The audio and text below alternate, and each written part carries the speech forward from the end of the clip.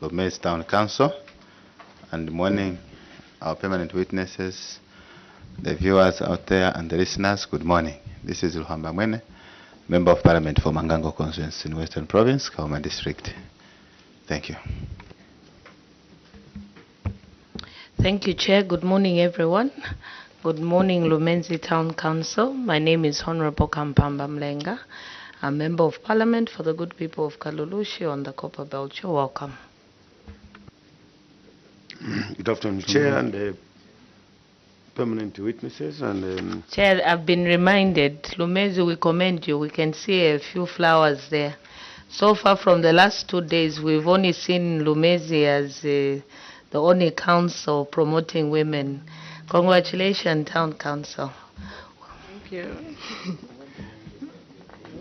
Dr. Mwanza, please continue. Women will always talk. yes. So let's continue.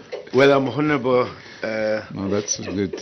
Dr. Aaron Mwanza, Member of Parliament for Mambwe Constituency, Betoke District of the Eastern Province. Welcome, Lumezi. Thank you. Honorable Kamundo. Honorable Mtero. Lumezi Mulunda. Darius, Member of Parliament for Siavonga Constituency, and I'm the chairperson for your committee, the Committee on Local Government Accounts. Under Cap 12 of the laws of Zambia, you are conferred with immunity that members enjoy in the main house, that whatever you say during our interaction will not be used against you. However, if you choose to mislead it, the same Cap 12 will be applied on you. And I have no doubt in my mind that you would do that, but that this afternoon will give us factual information, the information that will help us have a good report. With that said, Lumezi, may I invite you now to make your submission before your committee. Thank you, Chair. Before I submit my report, Chair, I would like to seek your indulgence. There are certain corrections that we need to make, as well as certain attachments that we did not attach as appendixes. Please go ahead, do that. Thank you. So we get to corrections, page 5. Page 5.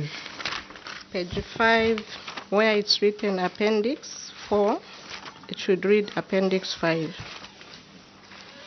Appendix 5. Yes. Then we get to Appendix 1, the actual Appendix 1, the 3rd page. Appendix 1, the 3rd page. It is written Lumezi Town Council Diwa Ward, then CDF ledger. So we need to cancel Diwa 1 and CDF ledgers. It's supposed to read capital ledgers, not CDF. What's that? Page 3. Then we have the additional documents that we have. They're supposed to come.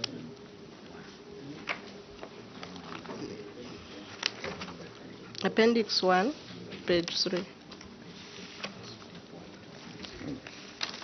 You cancel Diwa word and you write capital, and you remove also CDF.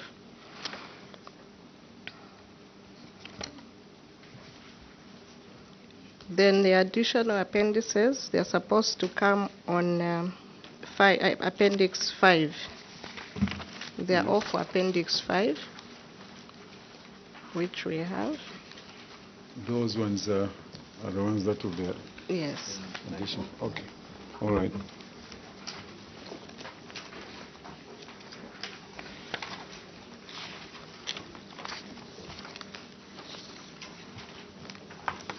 That's fine. You can proceed. Thank you, Chair. We start from page 1, cross-cutting issues. Budget, income and expenditure, cause of query. Management acknowledges the auditor's observations and wishes to state that the outstanding funds at the time of audit were as a result of delays in the approval of projects by the Ministry of Local Government and Rural Development, committed funds to ongoing projects, the prolonged process for contract clearance for community projects by the Office of the Auditor General in Lusaka, Attorney General, Then at the time of the audit, most of the grant beneficiaries delayed to open accounts with the bank that was engaged. Loan beneficiaries also delayed to get the loans due to the negotiations that took long between the Ministry of Finance and the commercial banks for them to disburse loans to loan beneficiaries. There was also low turnout of potential lenders under the secondary boarding and skills development bursaries. Action taken, Chair. Management wishes to state that the amount 19,416,527 was inclusive of the 18,248,896, which was meant for CDF projects. Actually, Chair, this cross-cutting issue was also raised in the CDF that we came for the last month. And then remedial measures. Management wishes to state that approval of projects has also been centralized to the province, and the Office of the Auditor General has also been centralized to the office, thereby making the contracts take shorter time as before. We get to Appendix 3, failure to collect.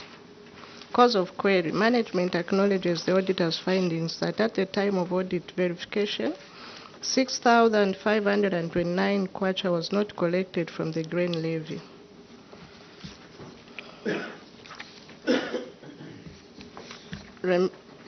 Action taken. Management wishes to state that a follow-up was made to the institutions and the funds have since been collected. Remedial measure. Management has formed a task force to help in revenue collection for the council, which includes the principal officer. Furthermore, the council has also created a database that will help in terms of sending reminders to the clients via messages. Appendix 16, failure to confirm staff. Cause of query. Management acknowledges the findings of the auditor at the time of the audit that one officer was not confirmed to his substantive position who was already serving on permanent and pensionable employment. The officer was transferred from Chipangali Town Council to Lumezi on acting appointment as Deputy Director of Works to determine his stability to substantive promotion. However, since the position of Deputy Director of Works is in Division 1, the approval for this promotion could not be done by the local could be done only by the Local Government Service Commission. Action taken. Management wishes to state that following the expiry of the probation period, the matter was reported to the District Human Resource Committee, which further recommended that the issue be forwarded to the Local Government Service Commission for final approval. In March 2023, Lumezi Town Council submitted the recommendation to LOGSC to have the acting Deputy Director of Works promoted to his substantive position. The officer has since been confirmed, substantively promoted. There is an appendix attached. Remedial measure. To avoid delays in confirmation of staff, the Council has ensured that all documents are processed and forwarded to Local Government Service Commission within the probationary period. Appendix 19, failure to secure properties with title deeds.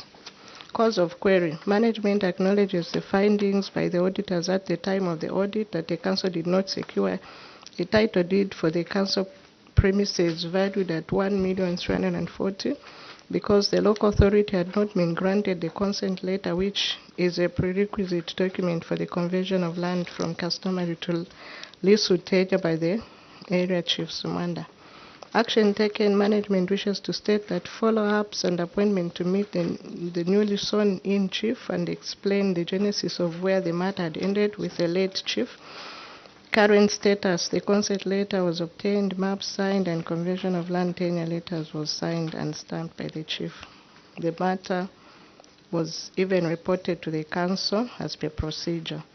Remedial measures, there's at Appendix 4, where those documents are attached. Remedial measures, the local authority to ensure that the council properties are constructed on the land which is on title deed. Consent letters are also obtained at the time of securing land, and also processes follow to ensure that the property is titled. Appendix 32, failure to settle outstanding obligations. Cause of the query. Management acknowledges the findings of the auditor at the time of the audit that 1,961,435 was still outstanding for a statutory obligation due to lack of resources by the council to settle the obligation. Action taken. Management wishes to state that the council has committed itself to be paying 10,000, which was effected in 2023 every month towards NAPSA principal amount and also paying towards ZAMRA. Management has further considered the circular from the Ministry of Local Government and Rural Development over the waiver of penalties by NAPSA. There is Appendix 5. Remedial measures. Management wishes to state that officers from NAPSA were engaged and guided on how the council can use the NAPSA waiver on the penalties, and the council has started working towards the same so that the amount owing is cleared. That ends my report, Chair. Thank you very much. Honorable Mambwe. Thank you very much, Chair. Chair, just on a lighter note, I think Lumezi, the report is small, which is very good, and also their member of parliament is equally small. That All is right, just we'll on the lighter. We'll do those outside. Chair, Small. I will take you to page. No, it's completely out of order. Chair, I will take you to page 5. Page 5 of your report, Secretary. Chair, we want to appreciate what they have done. They have committed themselves to be paying 10,000, which was effected in 2023. Chair, I have just two concerns on the Appendix 5. Failure to settle outstanding statutory obligation. On the Appendix 5, in January, they paid. February, they paid. I can't see March. March is not there. April is not there. May is not there. I can just see June. Again in December, I can't see it. And also the last month, March 2024. But you have stated here that you'll be paying every month. Maybe if we can have that clarity from the Secretary. Thank you, Chair. The documents are with us here. Let me just retrieve them. Is it the addendum?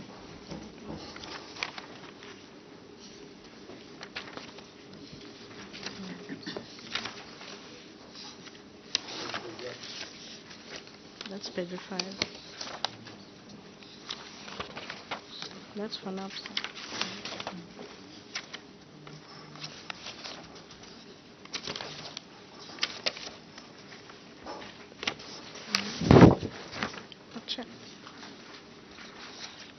We have the proof of payment for March as well. Swear on the attachments. That's for March. Unfortunately, we didn't attach it there, but we have them here with us. So I know your relative has indicated that you have those things from Lumezi, which I want to mention. But even the boys try to amplify it. Try to amplify it. So you didn't attach it, but it's... We didn't attach them, Chair. We can submit them through the committee. Secretariat? So what you are saying is, yes, is that the query from the honorable member of the months that are missing, they are all there? Thank you, Chair. I think we started paying effective January 2024. It must have been a typing error in the report. 2023.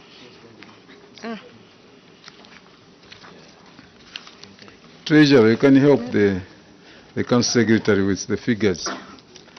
Yes, you can switch off your mic. Yes. Yes, thank you very much, Chair. We need just to apologize. In the report we wrote 2023, but in the actual sense, NAPS, they gave us authority to start paying 10,000. That was in January 2024. January So 2024. we've started paying effective from January up to date. Are you from Lumezi? Yes, Chair. Thank you. Your voice sounds like somebody from Chipata Council. Thank you very much. Honorable Sakafuswa and Dr. Mans. Yes, Chair. I would want to draw you to page 1 on the budget, income and expenditure. Honorable members, page 1. I want to find out, CS, you had an approved budget of 38 million and your income was 34 million kwacha with a variance of 4 million kwacha. What was your total income budgeted that you were supposed to raise internally as a council? And yeah, just that one. And how much did you raise? Council Secretary. Thank you, Chair. Allow me to request the Director of Finance to shed more light. Finance. Thank you very much, Switch Chair. off your mic, yes. Thank you very much, Chair. Initially, the actual budget for locally generated funds, which was budgeted for, was 1,200,000. But what was raised was 933. I submit, Chair. Thank you. Just what's your main? Our main budget, Chair, is the one which is being shown in there. No, I'm saying them maybe before. Because I promoted your voice now, you want to answer something that I didn't ask. I'm saying what's the main source of your revenue now, locally generated? Yes, Lumezi, because we realized small. Yes, sir. Thank you very much, Chair. Lumezi, our main source of revenue is grain levy. Oh, grain levy. Then we also normally collect from licenses, then also personal levy. Okay. As you may be aware, Chair, we are not a CPD, so we don't collect on rates. We don't have a CPD. Okay. Thank you. Honorable Simumba. Chair, just to add on what you have, because here I've seen and collected the revenue from grain levy, and I'm seeing Mount Meru, even if you have collected from them. I wanted to find out, this Mount Meru, is it the very filling station that we know, Mount Meru, or is another name? If it's just Mount Meru, why are they taking that long to pay the grain levy? Not until we are being reminded by our external auditors. That's when you rush and you use any means of collecting, and it has helped. Why are you taking that long, not engaging these institutions that you have highlighted here, not until we wait for the external auditors to come? Chair, I submit. Council Secretary, before you come in, Council Secretary, yes, Honorable Mwanza, so that they can respond at once. On the same issue, of course, I've seen 6 institutions, and all these 6 institutions are reputable institutions: Comaco, Aribo Trading, China Africa, Munif Trading, Highlands Company. What was so difficult to collect grain levy from these reputable institutions of the that could lead to, at the time that the audit was taking place, you had not yet collected? Then the second one is on Appendix 2, you have provided evidence that you collected the 6,529. Now I was trying to balance, just to reconcile the receipts that council gives to these grain levy, these institutions, but trying to balance, I cannot check the figure. Just on Appendix 2, the third last page of Appendix 2. Third last page. There are some general receipts here. So I wanted to know the value of each receipt so that I reconcile with this amount. Could you read to me what is the value of the receipt, the first receipt, and to which institution was it referred to? Thank you. Director Finance. Thank you very much, Chair. I will start with the question which Yes. Smumba asked concerning Komako. Concerning Mount Meru. Mount Meru. Mount Meru, yes, Chair, it's the same Mount Meru, but it also trades in grain, also in our district. Okay. I submit, Chair. Thank Then you. on the question on which what made us to the late correction on the same green levy, Chair, I want to put to your attention that we normally invoice these companies at our barriers.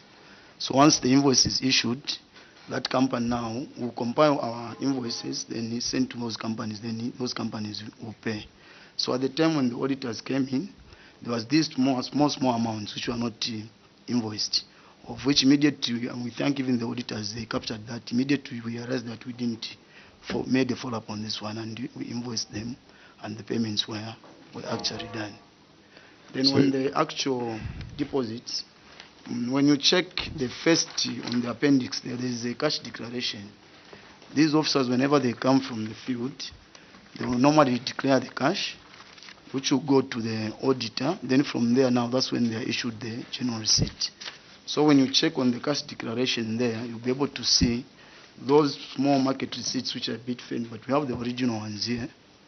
Then when you add them, they'll be able to give you the total amount which was collected, amounting to 6,529. I submit, Chair.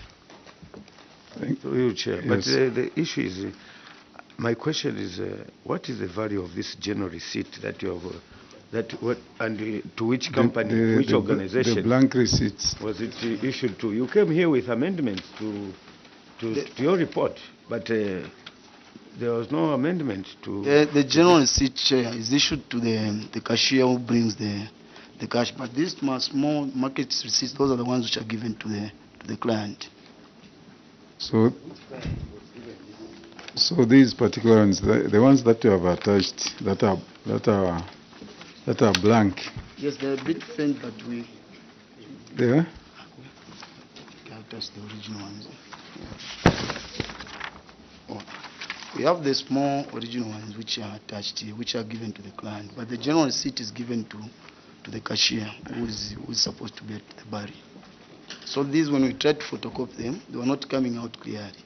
So we thought we can also carry maybe the originals, but the figures, we're able to see them, but here, photocopying, it was not coming out clearly. But what you should have done, I can see the stamp and there was something there. What you should have done, these are only two receipts. You should have filled them in, manually, so that somebody is able to read, because the query now is that, what is this? What else you have that information there?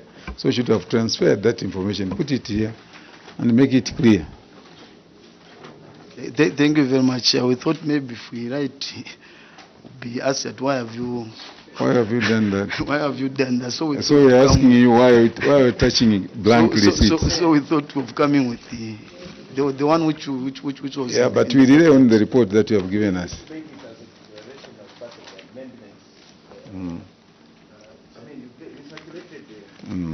You circulated Appendix 5 and made corrections, but you never talked about those original receipts. The ministry wants to say something. Thank you, Chair. I'm sure all of us, we know that those printed receipts are very difficult to keep. After a long time, they fade. So normally what we do, when you just purchase something using that, or you are given a receipt, you photocopy it. at the first time when you just get it. Otherwise, those, they fade. Immediately they stay for 6 months, they fade. So I encourage you to be photocopying so that you come with it. At least even if it is faded, the one which you are going to photocopy will carry the original amounts and everything. Thank you, Chair. Please do that in Charimbana. Thank you very much for the advice to the council. Lumezi Town Council, you have one question. Honorable. Yes, Chair. I'd wanted to understand the variance of the 4 million on page 1. Treasurer, through the CS, what is this underperformance in the 4 million? What composes this 4 million? Treasurer.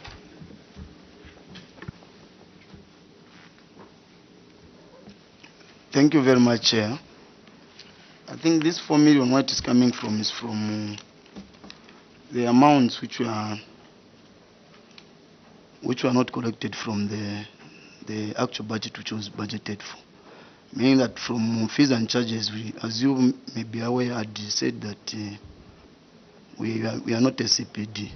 So certain amounts were coming from the same fees and charges. I submit, Chair. Thank you. You made a budget, and I asked you earlier, from your internally generated funds, how much did you budget? And this is the information I wanted. I've noted that your table here is not giving us information, and this is what I'm trying to get from you, so that we interrogate the budget underperformance of 4 million. Was it from the grants? Or it was meant to come from your internally generated funds? And don't think as you answer, give us correct information. Thank you very much. Thank you very much, Chair. Yes. Maybe, Chair, would allow my Director Planning maybe to come in on this one. Director Planning. Thank you, Chair. I've noted the question from the Honorable over the issue of the variance. Yeah, so part of it is because of we actually in Lumezi, we have what you call the resettlement scheme. Then under the resettlement scheme, we are supposed to carry out the survey of those properties. So we had actually started, but then the provincial lands officer, together with the regional surveyor, it's like they countered that, in that they noticed that we had made headway progress over that. Then they came in to do the actual survey themselves, because government had funded them. So as a result, part of the 4 million is a result of what he had planned in terms of the survey of the properties in Mambwe resettlement scheme in Lumezi. Thank you, Chair. Thank you. Chair, just there on the last one, on Appendix 1, the third one where they changed from CDF ledgers to capital ledgers. I want to find out, Chair, because we have seen that there is even a purchase of a laptop amounting to 50p.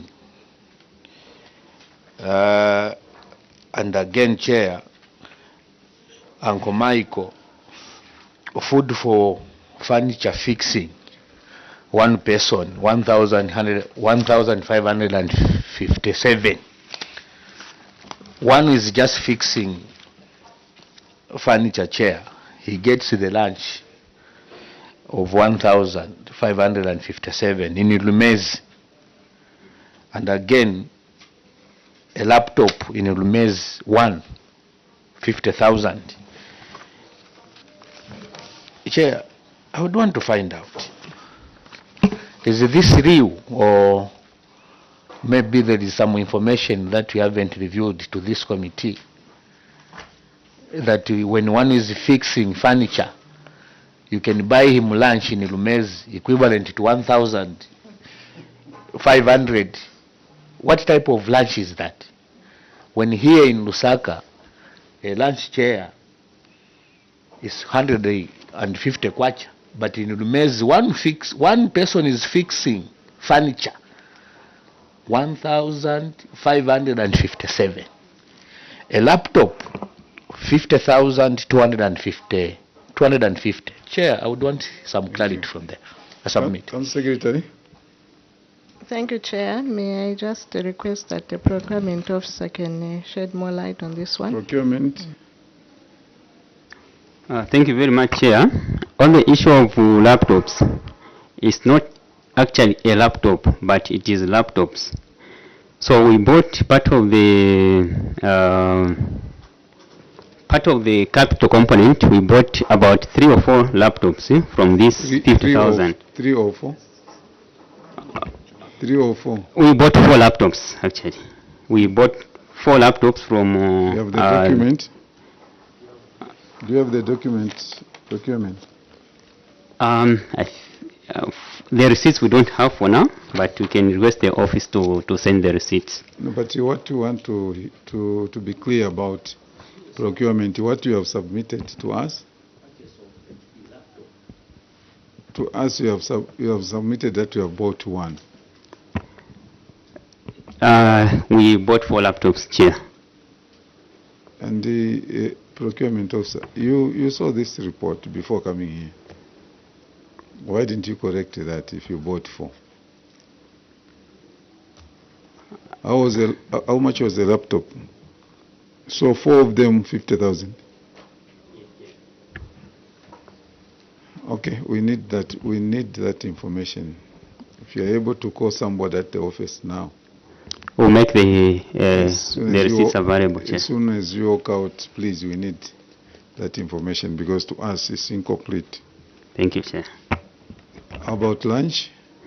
The issue of lunch, Chair, we procured the furniture from furnishing world here in Lusaka, and then we had 3 people from Furnishing World who traveled to Lumezi to come and fix the furniture because those are specialized in assembling the same furnitures. As the office also, we provided 4 people to help those with the assembling of the same furniture. So it's not actually one individual. But you see, CSC, the mistake that you are making through procurement, even the laptops, you are supposed to attach it as appendix here. So no, these are the laptops that we have bought. For the people that, whether they used that 1,500 or 1,000, whether it was transport or what, all those were supposed to be attached. Clearly elaborated, so no, the money that these people are 3, and this is transport money, this is labor, things like that. But you just say, no, we explain. To us, who quote like my colleague has quoted it, this is one person eating, from wherever it is. In Lumezi, we almost promoted you at first that it's small figures. Now, we are finding lunch for 1,500 or for 1,000. So we need that information to complete our report. Yeah, the information will be provided. I wanted to comment.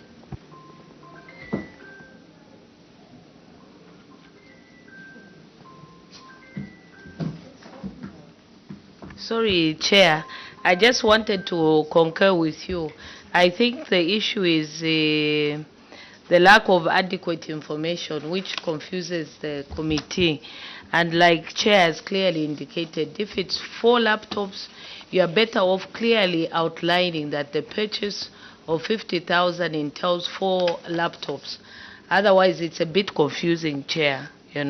So Lumezi Council, you should clearly indicate, or otherwise you raise unnecessary queries over issues that are straightforward. Thank you, Chair. Thank you very much. Lumezi, you are guided. Honorable Mwanza, we want to wind up.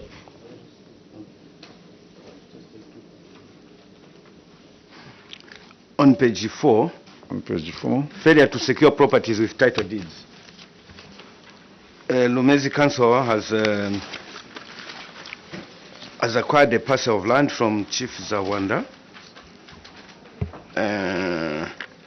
of almost 14,233 square meters, which is actually Appendix 4.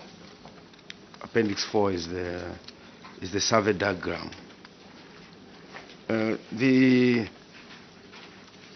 What is the status of preparing this land for issuance of title deeds? In short, the progress. And the second one is what type of properties do you intend to be filled in this 14,233 square kilometers of land? Council Secretary, your position or the progress made towards that? Thank you, Chair. I wish to mention to this committee that the land in question, we already have built up a civic center. That's where the civic center is. And, okay. And in terms of, securing it, titles, where are you? Yes, the attachments, I think they attached at Appendix 4, where the chief has already signed, and the letters to Ministry of Lands were also submitted. Okay. So the documents are attached on Appendix 4. The minutes. All right, thank you very much. Lumezi, we want to appreciate your appearance before your committee. We can only urge you to continuously working hard and make sure that you develop Lumezi. We have seen what you have done, and it's a very encouraging report. But at the end of the day, you have not done, what you are supposed to have done. So continue working hard as a team, as management, make sure that you deliver on development in Lumezi. With that said, now let me remove the immunity that was conferred on you and allow you to travel back to Lumezi. Thank you very much.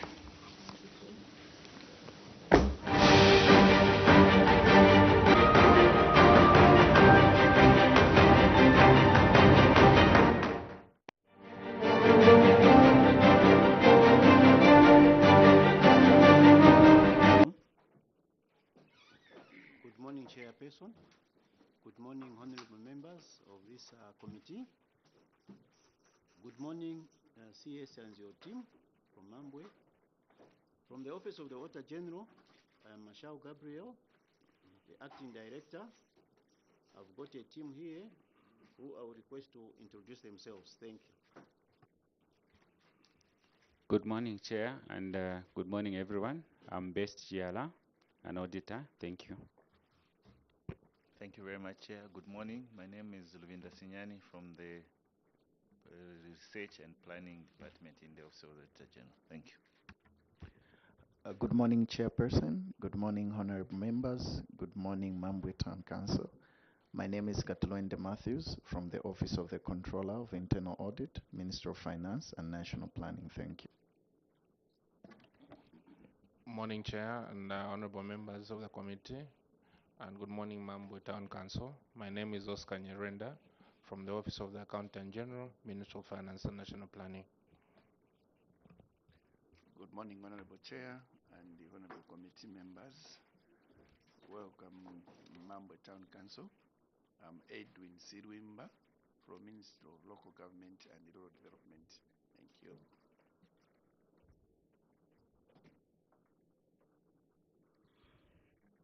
Thank you, Chair. Good morning, honorable members of the committee. Good morning, witnesses. My name is Mlenga Bright from the Office of the Clerk.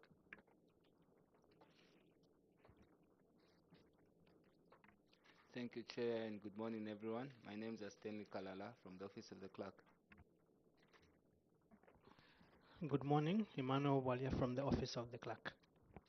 Thank you very much. I invite you, Council Secretary, for introductions.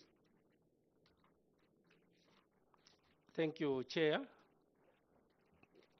On behalf of Mambwe Town Council, I'm Mwanza John, AK, I'm Council Secretary. Thank Chair. you. Thank you. Allow your colleagues to do this. Okay. Chair, with me, I don't know if I can introduce themselves. No, or they they will introduce themselves. Thank you, Chair. Yes. Thank you very much. No, not that mic. Not that mic. Yes. Thank you. Morning, Chair. Morning. Morning, members of Parliament. Good morning, everyone. My name is Musiani Mugara, Director Finance, Mambwe Town Council. Thank you. Good morning, Chair. Good morning, everyone. My name is Olofina Kavunda. I'm the Internal Auditor. Thank you. Good morning, Chair. Good morning, honorable members of the committee. I'm Kennedy Perry, Director Planning. Thank you. Good morning, Chair. Good morning, members of the committee. Good morning, everyone. My name is Frank Mazani. I'm the Director, Human Resource and Administration. Good morning, Chair. Good morning, honorable members of the committee. My name is Niza Ndawa, Director Engineering, Mambwe Town Council.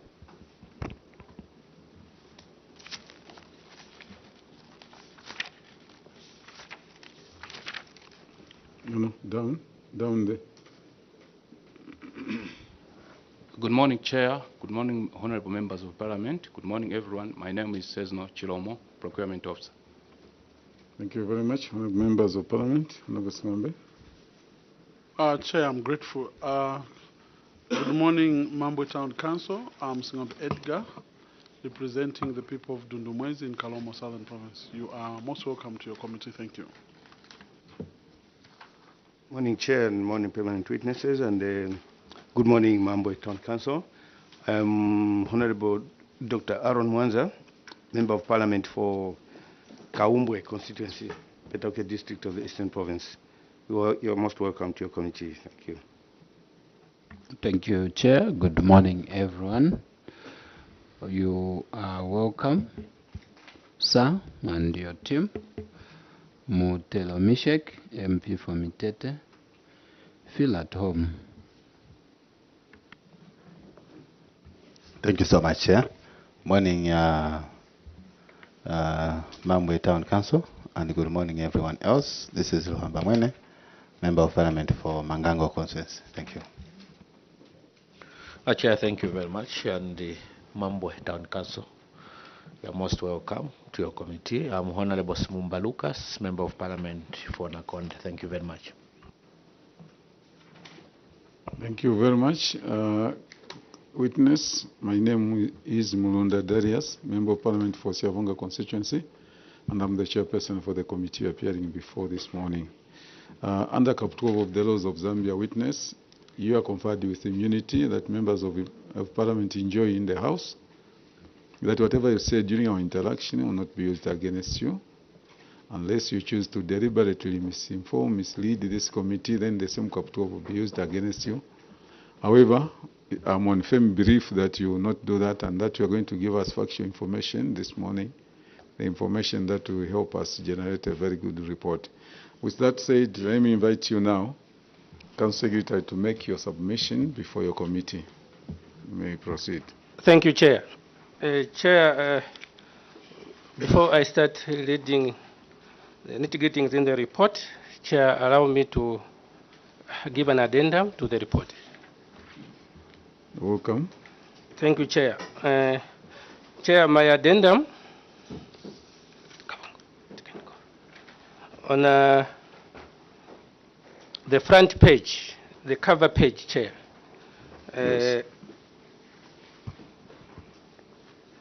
Paragraph, where the paragraph 49 in brackets 64, Chair, it was a typo error. It should read also 64.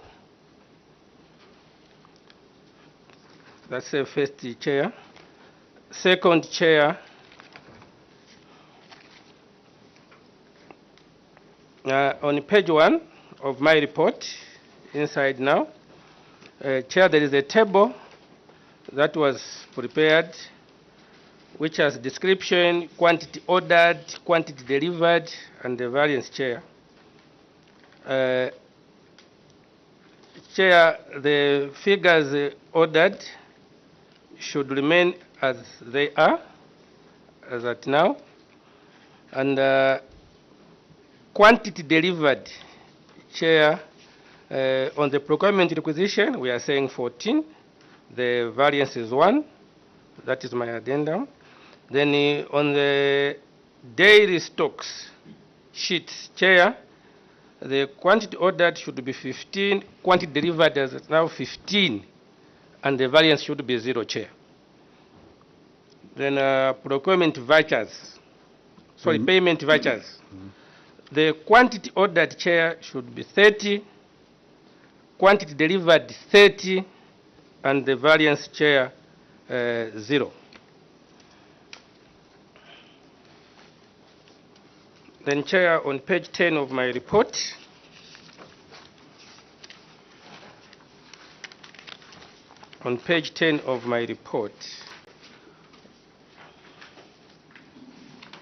under remedial measures, Chair, we want to add that under remedial measures, at the end of the paragraph, we add a statement here that the Council is now paying salaries at gross to avoid incurring more debt. It's paying salaries at gross. Thank you, Chair. Okay. Chair, now allow me to submit my report starting from page 1. Go ahead. Thank you, Chair. Specific audit findings, A, unaccounted for general stores. Cause of query, Chair. Chair, the time of audit. Chair, the action taken, the supplier has since delivered identity cards and business cards. Chair, we have Appendix 1 in the report that shows what we have received now.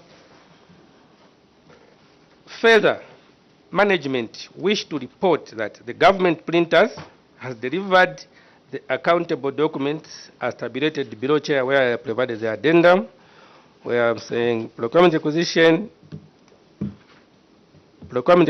15, delivered 14, variance 1. Daily stock sheets, ordered 15, delivered 15, variance 0. Payment vouchers, ordered 30, delivered 30, variance 0.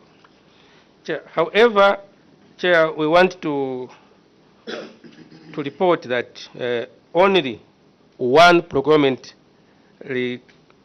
acquisition book is remaining to be delivered by government printers. Chair, page 2, remedial measure. Since the printing of accountable documents, Chair, is the sole responsibility of government printers, Council will always ensure that necessary follow-ups are made to the supplier to ensure that the procured goods are delivered on time.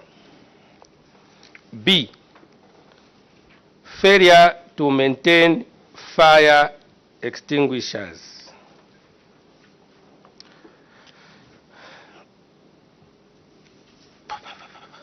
Cause of query, management submission. Chair, management acknowledges the query and want to submit that, Chair, the delay, the failure by the business entities to operate without fire extinguishers, Chair, was because the Council had no fire officer and the fire brigade was not established at the time of audit. Action taken, Chair, the Council wished to report that the institution has since received a fire officer from the Local Government Service Commission as opposed to status quo at the time of audit. This has enabled the Council, Chair, to effectively conduct sensitizations and the fire prevention inspection in order to equip the business owners with knowledge on the provision of the law. Currently, the inspections and sensitization, Chair, are still ongoing, and various business owners have been cautioned and advised accordingly as evidenced in the attached inspection reports as well as public notices to the business community. Chair, we have provided evidence Appendix 3. Remedial measure. Council would like to reiterate that it will continue conducting the fire prevention inspections and sensitization as well as ensure that the provisions of the law are enforced accordingly by means of preventing any unwarranted loss of property and life that may arise as a result of the fire outbreak. Further, Council will ensure that all business premises have installed fire extinguishers. C, construction / rehabilitation of crossing points. Chair, these are narrations. Maybe I go to page, yes, page 4. Page 4 down, management submission. Cause of query, delayed completion of law crossing point. Management wish to acknowledge the auditor's findings with regard to the delay in constructing a box culvert across law crossing in Chikova ward. Management wishes to indicate that the delay in execution of the project was mainly due to accessibility of the site throughout the rain season. This led to stall in the project and the works only resumed after the rain season, thereby causing a delay in the completion. Action taken. Management wishes to indicate that the project of constructing a box culvert across low crossing point has been completed successfully and has since been opened for public use. Chair, see completion certificate on Appendix 4. Chair, below there we are showing now the beautiful completed low crossing point. Remedial measure. So, Chair, on remedial measures, management will ensure timely completion of projects in the future as well as subsequently hand over to the intended beneficiaries in order to avoid any further delays. To delay completion of a safe crossing point. In November,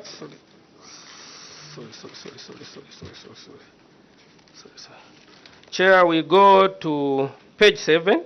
That's where there is management submission. Page 7. Cause of query. Delayed completion of a safe crossing point. Management wishes to acknowledge the auditor's findings with regard to the delay in completion of the box culvert in Masumba Sefu in Munkanya ward. Management wishes to indicate that the delay in the execution of the project, Chair, was mainly due to the unfavorable weather conditions that rendered continuation of works impossible. Additionally, site accessibility was a challenge during the rain season. This led to the stall in the project and works only resumed after the rain season, thereby causing a delay in the completion. Action taken, Chair. Management wishes to indicate that the scope of works that were still outstanding on the project as at the time of audit have been completed successfully. And the crossing point, Chair, has since been opened for public use. Chair, refer to Appendix 5 in this report. Chair, down there in the same report are the pictures of the completed Masumba Sefu crossing point. Remedial measure. Management will ensure timely completion of projects in the future as well as subsequently hand over to the intended beneficiaries in order to avoid any further delays. Page 8. Budget, income and expenditure. Cause of query. Chair, the favorable variance in the income statement of 860,074 was due to over-collection on property rates. This was achieved, Chair, through proper sensitization and a discount promotion offered to all who paid by 31st December 2022. The Council also received a special grant of 3 million for crossing points, which was not budgeted under 2022. The unfavorable variance on expenditure of 15,874,129 was as a result of Constituency Development Fund, which were not fully utilized at the time of audit due to ongoing projects. Action taken. Chair, the Council has since utilized the 2022 Constituency Development Fund, leaving a balance of 3.5 million for crossing point in the Musolo, which is under procurement stage. Chair, see Appendix 9, remedial measure. The Council has done the database for all the revenue sources and at the same time improved in the execution of Constituency Development Funds projects. Have started approving Constituency Development Fund projects in time in advance before funds are disbursed to avoid variances in the financial statements. Still page 8, failure to inscribe assets. Now page 9. Cause of query, management submission.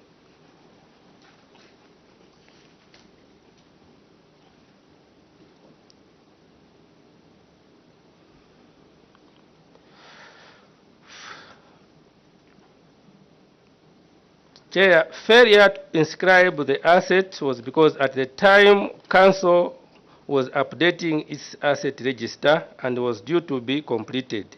This was to ascertain the actual cost of inscribing after updating the asset register. Action taken, the Council engaged the Ministry of Works and Supply to inscribe all Council assets, and the exercise has since been completed. Chair, refer to Appendix 6 in the report. Remedial measures. The Council will endeavor to ensure that newly acquired assets are inscribed upon receipt to avoid unnecessary loss of public property. Appendix 14, over employment of staff. Cause of query, management submission. The approved staff establishment for Council only provided for one position for a register supervisor. However, a review, sorry, Chair, those are the narrations, but maybe the last statement. This was because the Commission had sent and appointed 2 people on one position. Action taken. Council wishes to inform the committee that the Local Government Service Commission had transferred a registry supervisor on a position that was already filled up, resulting into an overemployment. The Commission was immediately engaged, Chair, as an action to rectify the issue. Council is yet to receive feedback on the matter. Chair, refer to the letter we wrote to the Commission on Appendix 7. Page 10. Remedial measure. The Council will always endeavor to engage the Local Government Service Commission whenever such an anomaly arises, as it is a preserve of the Local Government Service Commission to transfer and employ staff. Appendix 2, failure to settle outstanding statutory obligation, 10,253,490. Management submission. Mr. Chairman, failure to remit statutory obligation and other payables is due to historical debt. This consists of unpaid monthly returns as far back as 2000. All this was due to insufficient funds and a narrow revenue base in the district. Action taken. The Council has paid off the amounts owed to NIMA, Zurao, and Matson Insurance. Additionally, the Council has entered into a payment plan with ZAMRA where an agreement has been made to be paying 20,000 per month towards the outstanding debt. Further, the Council has also proposed a payment plan to NAPSA in order to liquidate the debt owed to the institution. Chair, for this one, we refer to Appendix 8 in the report. Remedial measures. The Council will always ensure that the agreed amount of 20,000 is paid to ZRA to reduce the outstanding balances. The Council also wishes to report that other strategies are being put in place, such as acquiring land from the traditional leadership to be offered to would-be developers in order to broaden the revenue base through plot premium and thereby increasing the number of rateable property in the district. The Council is also in the process of obtaining land in the tourism area, which can be converted to state land and used for debt swap with NAPSA in order to clear the outstanding debt. Chair, the Council has also planned to construct chalets at the Council Guest House using the Zambia Devolution Support Program Fund in order to increase revenue streams for the Council. Chair, that's in my report. I submit. Thank you, Chair. Thank you very much. Honorable Smumba. Honorable Manza. Chair, thank you very much. Chair, I'll take you to page 1. Page 1. Page 1. Yes, and maybe before I seek the clarification, I would want to know when the Council was audited, so that Council Secretary, when we were audited?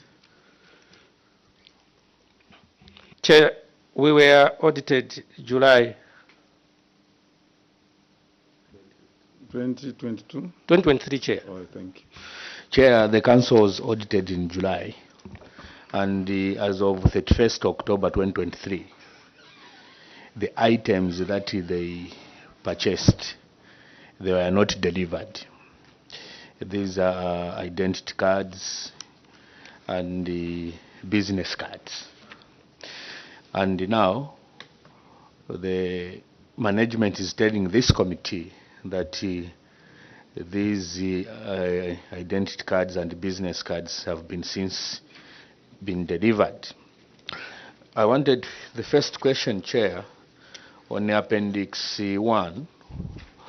I wanted to know the procurement requisition form, which the Council approved. There was no any amount. When you go on Appendix 1, Chair, check on the procurement requisition form. Are you there?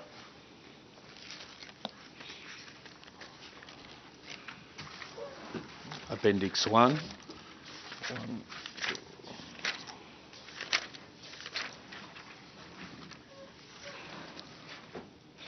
Are you there, Chair? Yes, I am. I don't know if it's just my form. The Council Secretary approved without knowing the amount. The amount is not there. I can just see the quantity, 20. How much estimated per unit, there is no amount. How much estimated total cost, there is no amount. Total amount, Chair, there is no amount. And it has been approved.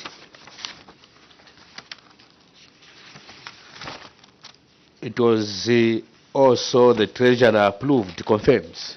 I don't know what the Treasurer was confirming. The requesting officer, we don't know what he was requesting because there is no amount. You have seen it here. Yes, I have. So the first question is, Council Secretary, what were you approving? Were you approving the number of identity cards, or you were approving the amount which is not there? That's the first question that I would want to know. Secondly, Chair, I've got two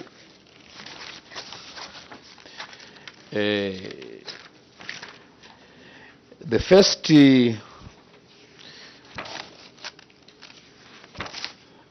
this identity card, they're saying it was going at 20 here, it was going at 135 each.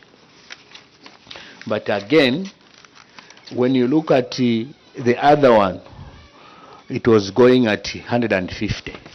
So I'm failing to understand which one should we take.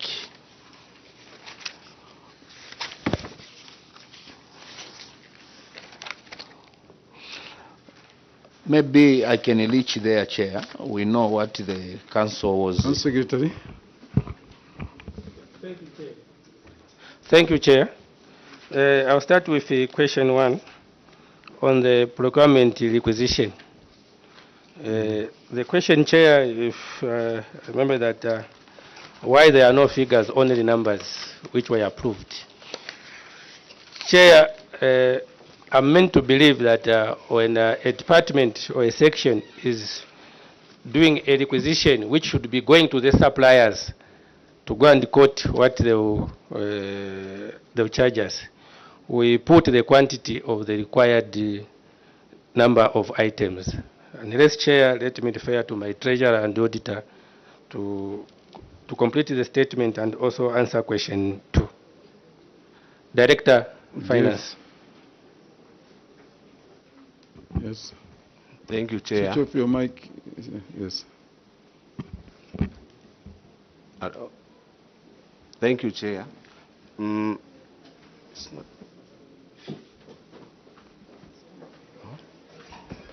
Thank you, Chair. Like the CS has mentioned, when the requesting department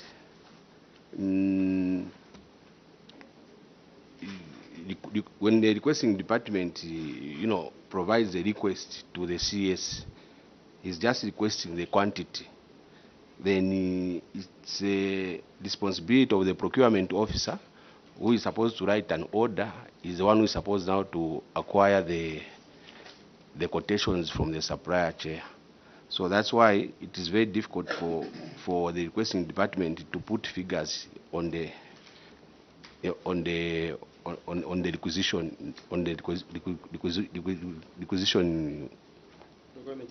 procurement requisition. What they are supposed to do as the requesting department, they are just supposed to put the quantity, what they want, the specific items they want, and the quantity. Then it's a responsibility of the procurement officer who is supposed to now start acquiring quotations from the suppliers. Next question. The other one, I don't know what it is. The next question is the quotation. Have you seen it? The different prices, 150 and the other one, something else. Chair, I can start answering, but procurement to finish. Chair, if you look at the attachments on the quotations, these are quotations, Chair, collected from the suppliers. And the suppliers who quote differently according to how they cost. So this 130 was coming from another supplier, and the 150 was also coming from another supplier before we could purchase. These are the quotations we received. So that's why the other one quoted 135, the other one which has been asked quoted 150, and there was also a third one which also quoted 150. So that is before we pick a supplier, when we just receive the quotation. I submit, Chair. Thank you. Chair, thank you very much. The goods were received on the 28th July 2022. When you check on the goods received note, I would want to find out why then was it a query when you received goods in Honorable, July. which page are you at? I'm on Appendix 1, the next goods received note, Appendix 1.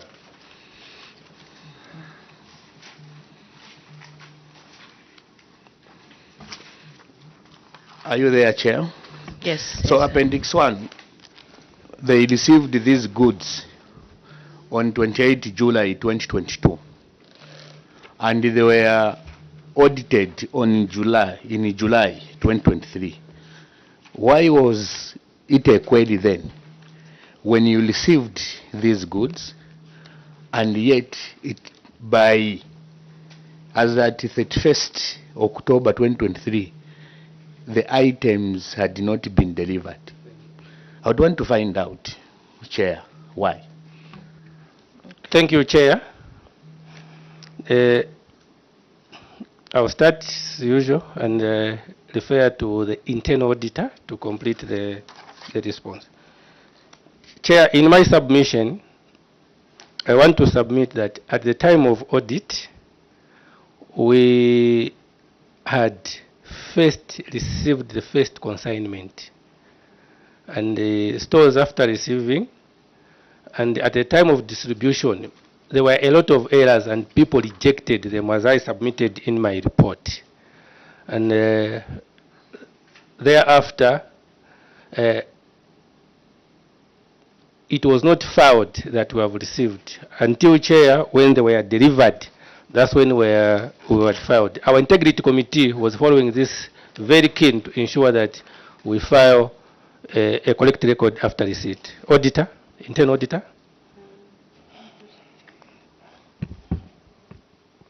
Thank you so much, Chair. I think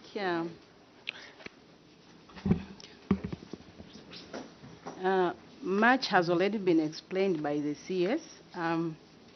At a time when we received the IDs, I did the verification. That was after the stores has already received them. Then thereafter, after discovering that actually they were not they were not of that good standard, I had to make a recommendation that actually we return them back to the supplier so that they make amendments on the IDs which were not correctly done. And I further advised management that the good received note, which we had entered what we received, should not be attached to the voucher. That is the reason why at a time when external auditors came through, the goods received note was not there. Thank you, Chair. Yes, Honorable. Chair, thank you very much. I would want to find out if there is the second goods received note that since this one you rejected it, would want to find out where is the second goods received note that you have attached to confirm to this committee that you received the second one. Chair, I submit. Thank you, Chair. Thank you, Chair. Actually, we did not raise the second goods received note. What we did upon doing the corrections, we just got the same document which was on the GRN book. We just removed it and attached to the voucher. Thank you, Chair. Maybe before the honorables come in, I would like a permanent witness to come in. Thank you, Chair. I think I want to make a clarification. Internal auditor, can you switch off your mic? Just to make a clarification on the procurement requisition and the purchase requisition. From the explanation I think they have given, there are some gaps that I thought maybe I need to clarify and correct. As they leave this place, they should be able to do what is the correct procedure. For the procurement requisition or purchase requisition, this triggers the procurement. It's a document initiated by the user department, and they have budgets for whatever they want to procure. Hence, we expect that it should have figures, the estimated unit cost and the total cost.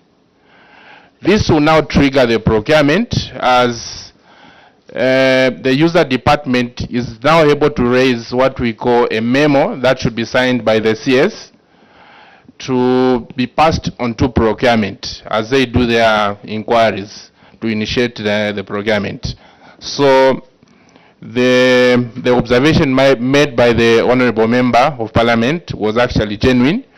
This procurement requisition or purchase requisition should have figures before the CS can approve. I submit, Chair. Thank you very much. But then my worry is how are we even allowing that? Don't we have, I mean, obviously they are trained officers, but then why are we allowing CS audit queries like this? Are we not knowledgeable on the procedure? Just to help you, I raised this query. When you look at, maybe you go on the very procurement requisition, Appendix 1, Chair. Appendix 1, number 1, 2, 3, 4, 5, 6. There's 7 requisition, procurement requisition. Are you there, Chair? Appendix 1. So, I raised this concern, Chair, because when you look at the CS, he has approved without any figure. So, I wanted to find out if this is a Mambwe standard. Because from where I come from, in Inakonde, that's why there is an estimated unit of cost and estimated total cost, which means the figures should be there. And yet, what the council secretary was approving was just the quantity without the figure. So, I don't know, it's just because maybe I stepped out, what clarification that was given, because this committee believes, Chair, that there should be figures, so that these figures, they should also be known by the council secretary who is approving. Chair, I submit. Council Secretary, I think this is your baby. Please. Thank you, Chair. Like I indicated at first, the assumption was that this document was going to the suppliers. However, Chair, I've taken note of the observation, and I apologize for that, Chair. I thank you. I've taken note, Chair. Yes, Honorable. Thank you. Thank you, Chair. The cards were for the councillors. Yes. Yes, Chair. Councillors and management staff. 20 cards. The workers, including the councillors. So 20. Or the 20 are for councillors plus workers. No, I want the CS to answer. You can work as a team, no problems. I'm being reminded that the 20 are for the councillors. Exactly. Yes, Chair. Then the how many? The other figure is how many business cards? 600, Chair. For who? Yeah, business cards are for the officers, including the office of the council chairperson. Where are the officers and the council chairperson? We've seen the councillors.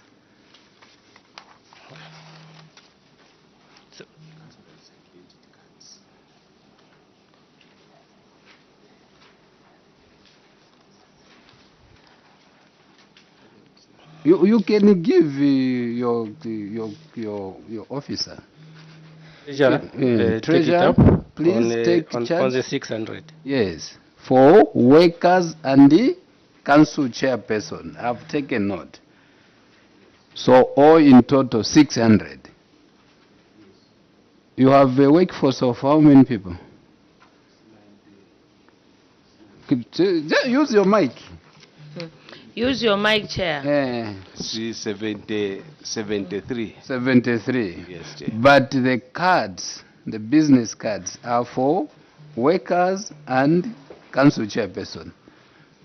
Let me clarify. You clarify, yes. The identity cards. These identity cards. Just switch off. And This is identity card. Yes, take your time. Yes, please. Yes. Take your time. Okay. You are here to clarify. Yes, please. So that we resolve matters. Now clarify. Thank you, Chair. So to clarify, the identity cards, the 20, were for the honorable councillors. Then the business cards were for the office of the council chairperson and the senior management. These are cards which come maybe in 150 or 200 bunches, which not for each officer at the council, but those we give the business cards. I'm following you. Yes. So where are the people you've given? We've seen the councillors, but those not for everyone. I agree. Okay. Now those you give, where are they? You can help each other. Don't let the CS look for the names alone.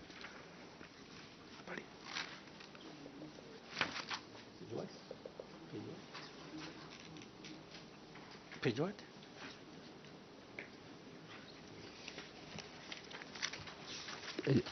Chair, it's just for your indulgence. Yes, Chair. Yes. You found them. What is this? Yes, like the.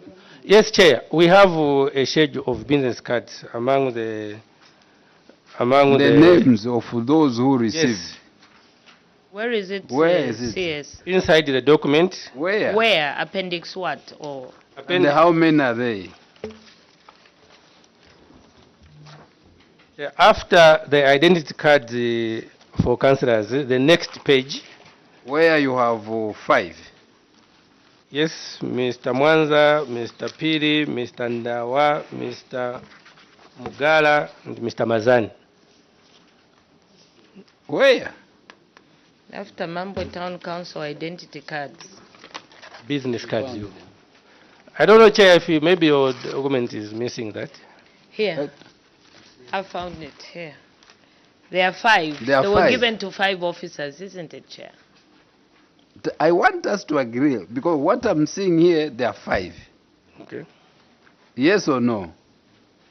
They are, Chair. Okay. And all those signed, isn't it? Yes. Go to the for the ones for councillors. How many signed?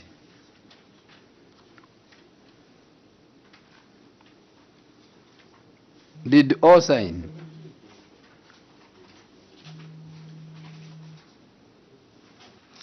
The Royal Highness's Chair. I'm saying, did all no, sign? No, Chair.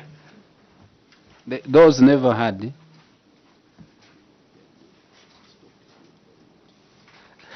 Chair, we have a problem. Which I'm saying those did not have the cards, or they did have the cards. No, they didn't get the card. They are still there. Yes, there are 3. Oh, we are good. inserted here, but they have not gotten. That's why they did not sign, Chair. They are still there. Chair, I think. Where are they? Because then you should have come with them. Come with them, but I don't have them here. Now you want the chairperson and your committee just to agree to say they are there. Chair, I want to emphasize that the 3 are there.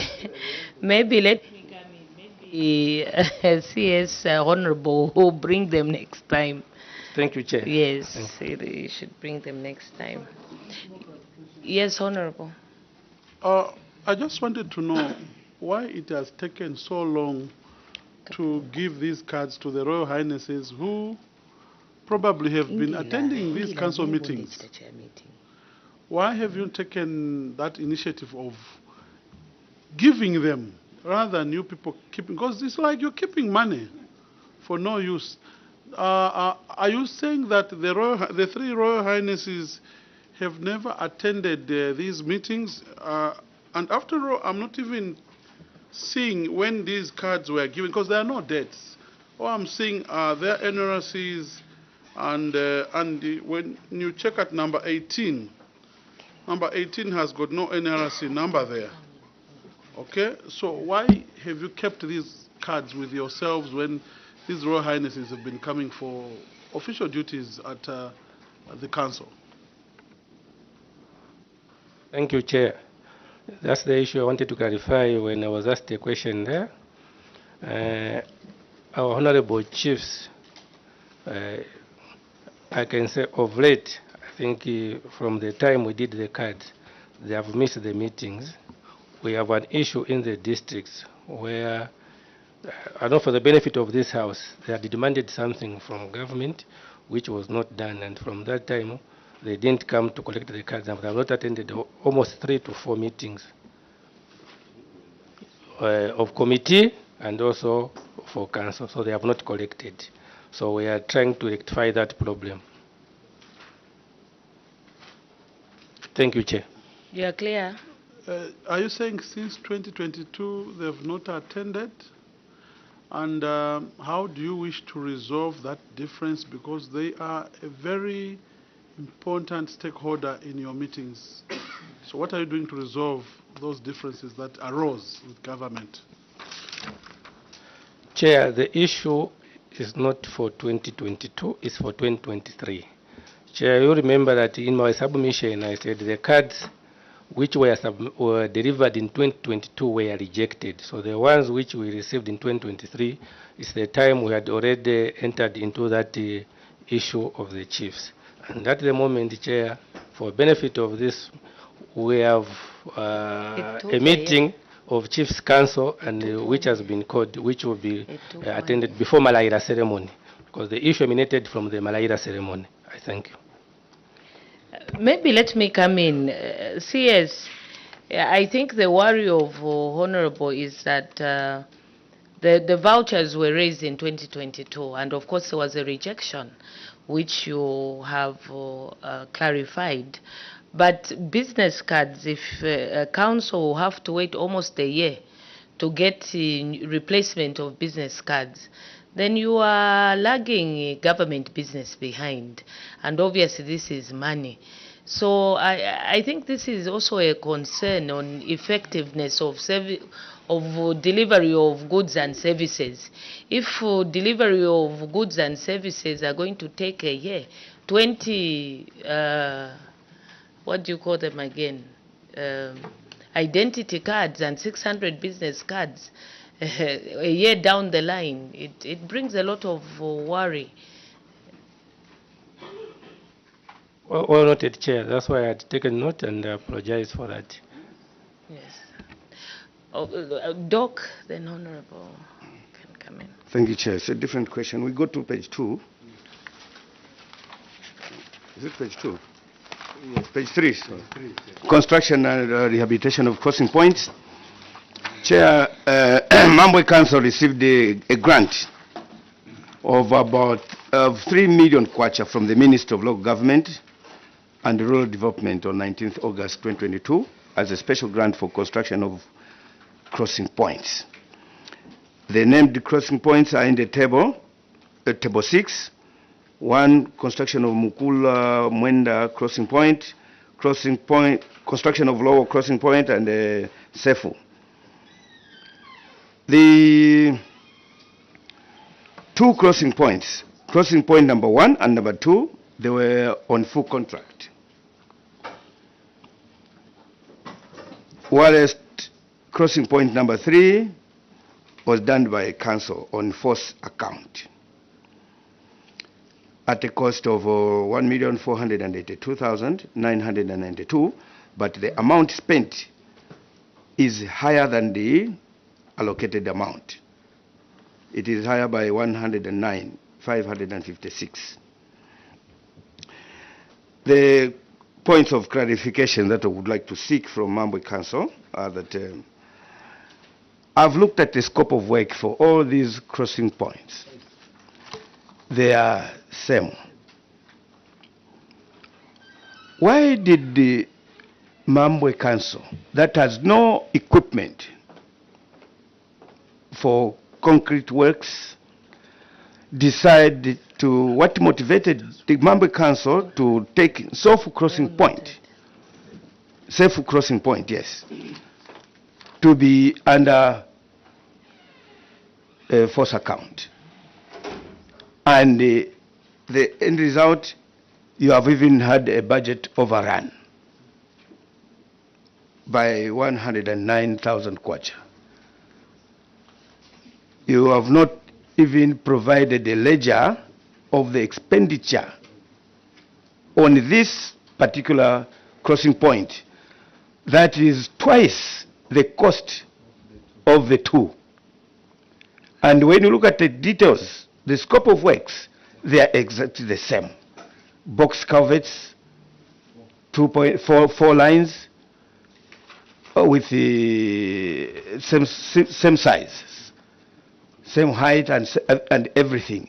And Sefu is twice the cost. At the same time, you did not want to put it on a full contract. You went as you did it on force account.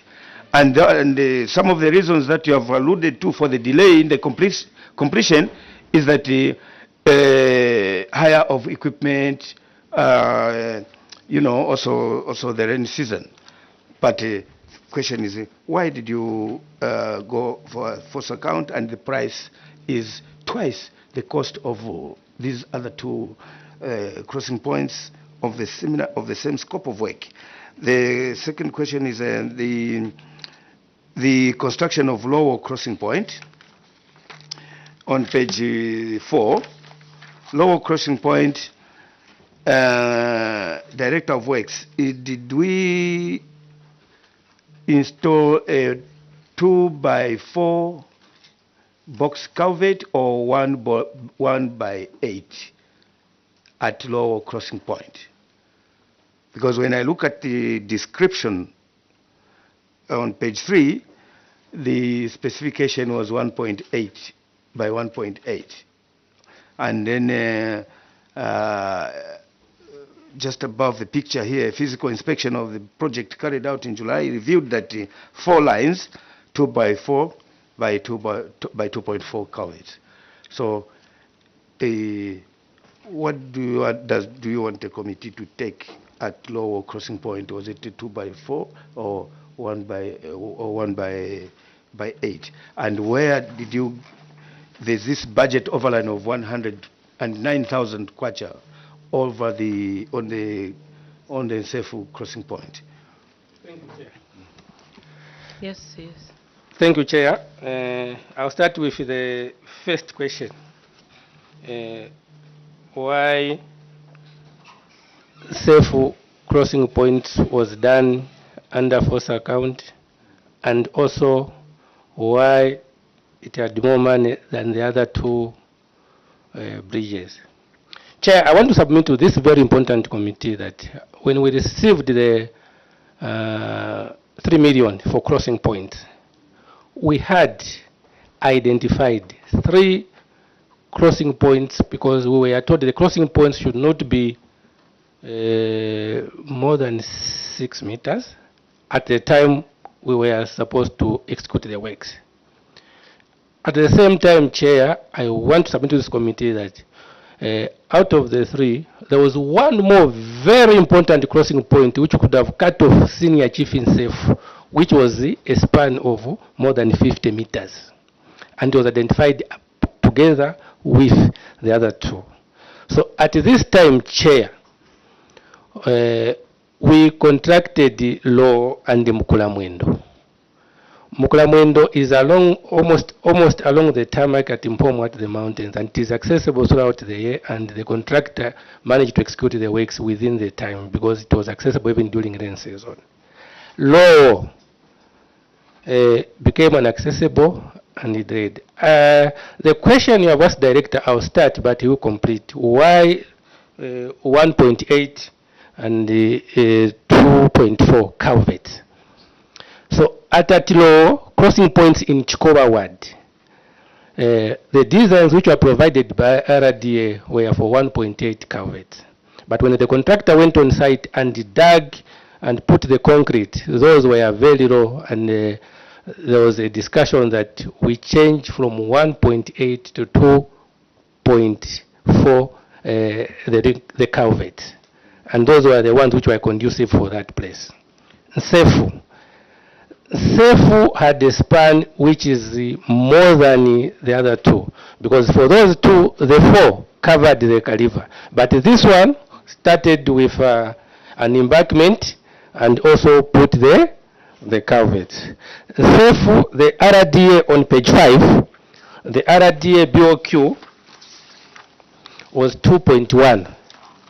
And not only the 1.4, which is on page 3. If we go to 2.5, the last statement, Chair, will see that even the BOQ for RDA was 2.1. And at that point, since when we tried to see how we can execute it and the money was not available, the 2.1, it was discussed with stakeholders that it's taken under force account as we look for extra money to reach the 2.1. I submit, Chair. Well, maybe we allow Doc to finish, then you. Oh, okay, yes. The first one changed from 1.8 to what? 2.4. And the money changed from 700 to what? Did the money change? No, Chair. Why? The money did not change. The scope of work changes, then the money does not change. From the discussion I had with my engineer, the contractor worked in the contingency. So the money did not change, Chair. I submit. So, Director, you can come in. I just wanted that. Okay. Even the contingency was for 1.8. The bridges were low. They did well to put up, not Kariva, as you said, no, on the river or stream. Thank you, Chair. To 2.4. That's a big space. That's cement. It's not just the space, it's cement. So where did you get the money to buy that cement? To buy the is it Y12 or whatever, if you use other, no. Where? No wonder that question. The one you used for force account, 2 times. May I augment? Why did you opt to use force account? Why didn't you contract the other one? What was the interest? Since, Chair, you had referred the question to Director of Works, though I came in to answer it, allow me, Chair, to refer to Director of Works to add more on the answer, especially from the question from the member. Director Works. Thank you very much, Chair. I just want to maybe make a small clarification to the statement that the CS had mentioned. So prior to receiving the 3 million, okay, thank you. So prior to receiving the 3 million for the construction of the said crossing points from the Ministry of Local Government and Rural Development, we were asked to submit 3 critical crossing points, and there were parameters that were given to these crossing points that should be submitted. One of which is what the CS has said, that the span should not be more than 6 meters. So those 3 crossing points were identified and submitted to the ministry. Following that, that's when we received the funding. So immediately after receiving the funding, there was an emergency crossing point that had to be done, which was Masumba and Sefu, in this case, which the CS said had a span of more than 50 meters. So after further discussions with the stakeholders, knowing too well that this crossing point was going to cut off the senior chief from Sefu's chiefdom altogether, there was an agreement to replace one of the 3 crossing points with a smaller span of 6, not more than 6 meters, to one crossing point which was twice or thrice bigger in terms of the span. So the two among the 3, the 2 that were not changed had gone ahead to award the full contracts so that they could be executed. So the one that had to be replaced, in fact, the office of the provincial engineer of DHID in Chipata was engaged to see the suitability of changing one of the small crossing points to a much bigger one, looking at the funds that were available. So the office of the DHID sent engineers to come on site and do the new designs of this larger crossing point that was not initially designed and submitted to the ministry. And the designs were done, in fact, by DHID, together with the BOQ, that went up to 2.1 million. Chair, through you, not to thank you for having saved our senior chief. That's as to how it should be. But you don't confuse your committee. Which one was the emergency? The 2 or the 1? Which one was the emergency? You can give it back to the principal. Principal, don't whisper to your officer. If you want to take it, you just take it. So which one was the emergency? The 2 or 1? Maybe Chair, the Osha away in Sefu Which one Masumba. was the emergency? Sefu Masumba. So Osha which should have taken the first slot? The emergency or the 2? I think what the Honorable is trying to put across CS is which one, he wants to find out which one was more urgent. Chair, like I said, it's the Sefu Masumba. Thank you, Vice Chair. Thank you, Ma'am. Thank you. And that was the emergency. Then you go on delaying. You give the 2, the first slot. How come? Here is an emergency.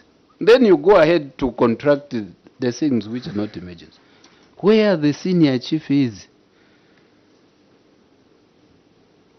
No wonder now we are saying, you see what we've seen, eh? Yes.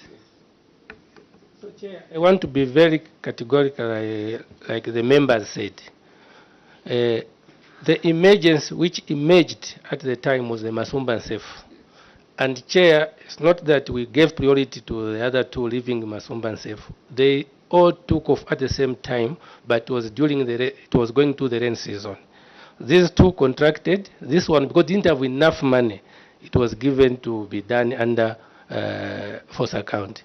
Not that it was not prioritized. They started or took off at the same time. I thank you, Chair. Don't confuse your committee. Chair, through you. It is in Sefu that has the big share. Yes. So why are you saying that which had this more money? Are you arguing with your own report? No, Chair, I'm not arguing. I'm just looking at the other 2 were funded in full.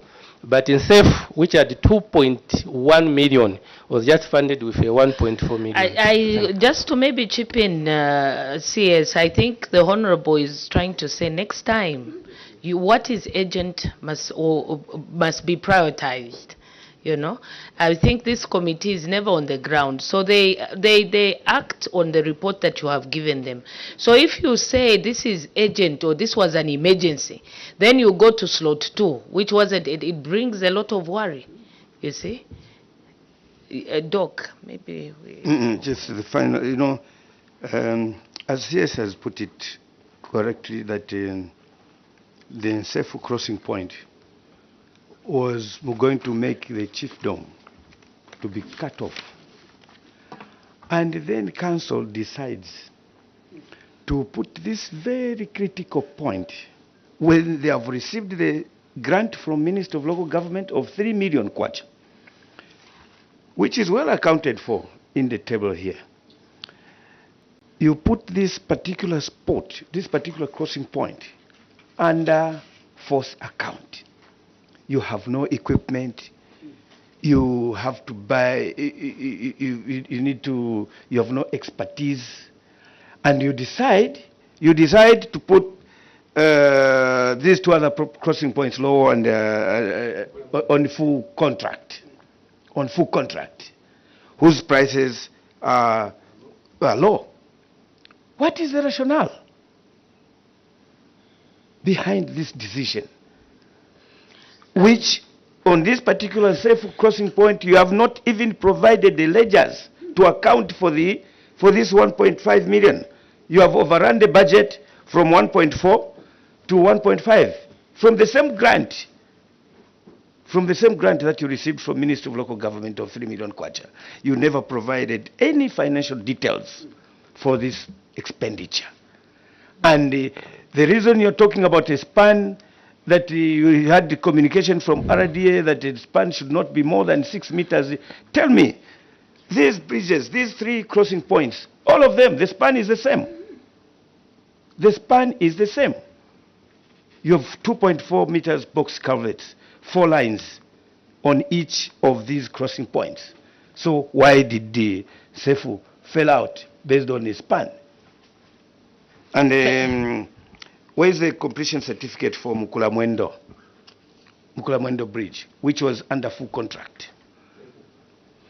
Just to come in, I think we'll have chairs the last. Okay. Okay, just an addition. I think it's a learning curve for Mambwe, because basically I think the committee is not satisfied with your explanation.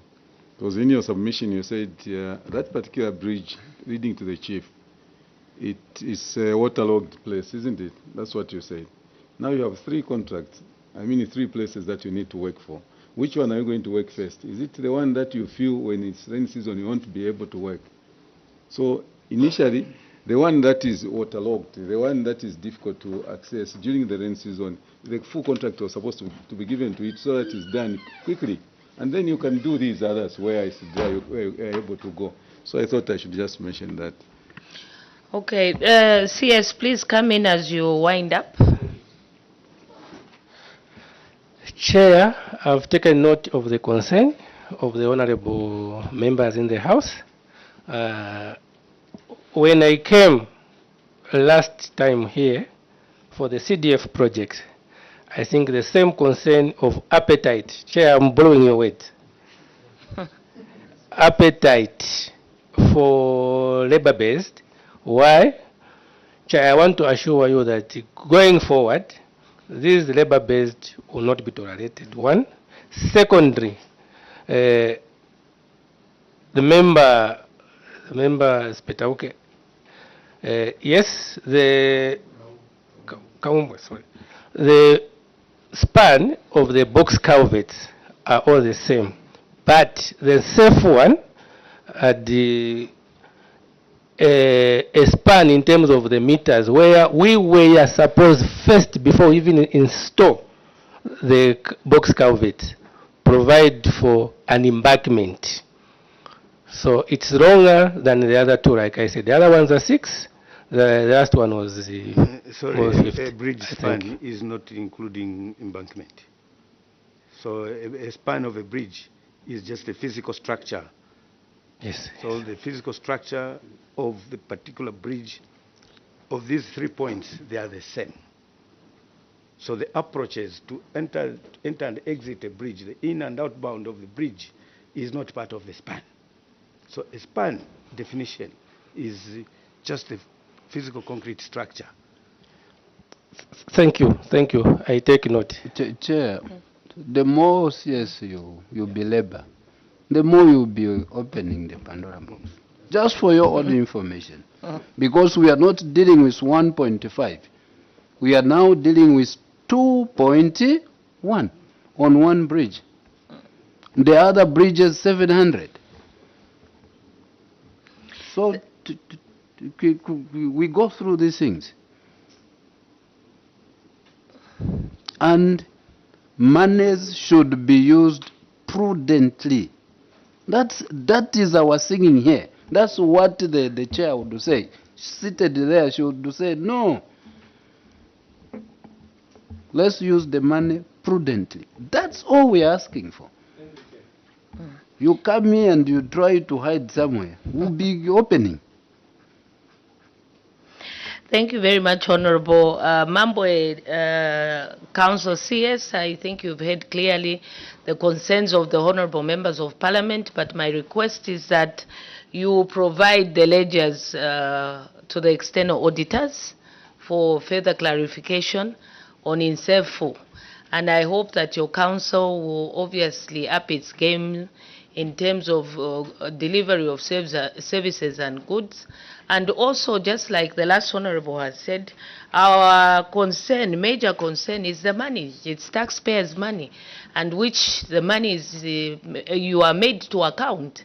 You are in charge, CS, of that council, and make sure that things are run properly. So please travel safely to Mambwe, but before you leave, I need to remove your immunity under Cap 12 of the laws of Zambia. You're free to go. Thank you, Chair. Thank you, the House.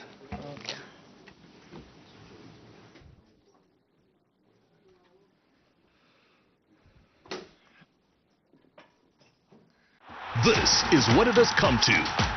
The moment that defines a season. It's the finale, and I want it all. I want all the goals and the drama, the tricks and the flicks, and the chance from the ultras. I want Pep and Klopp racing for the top.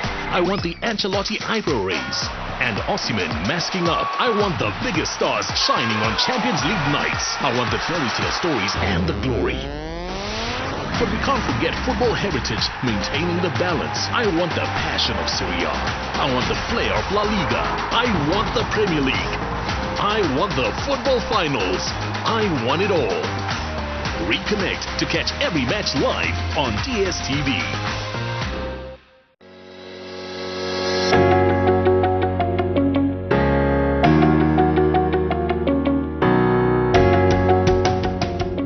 Constituency officers are vital linkages between the Zambian people and Parliament.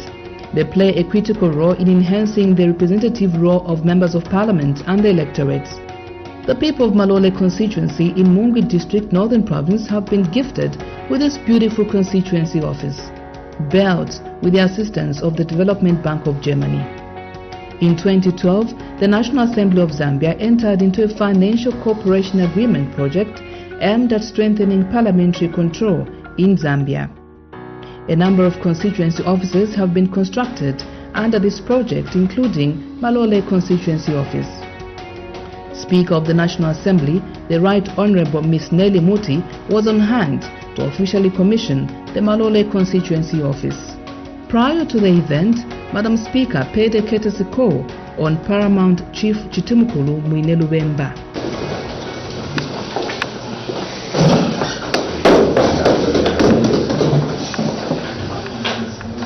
We've come in your kingdom, and according to tradition, we cannot do anything else before you bless us, so that the work that we've come for can be blessed by you. The work that we have come for, as the minister said, is to officiate, open the office, the constituency office that has been built in Malole.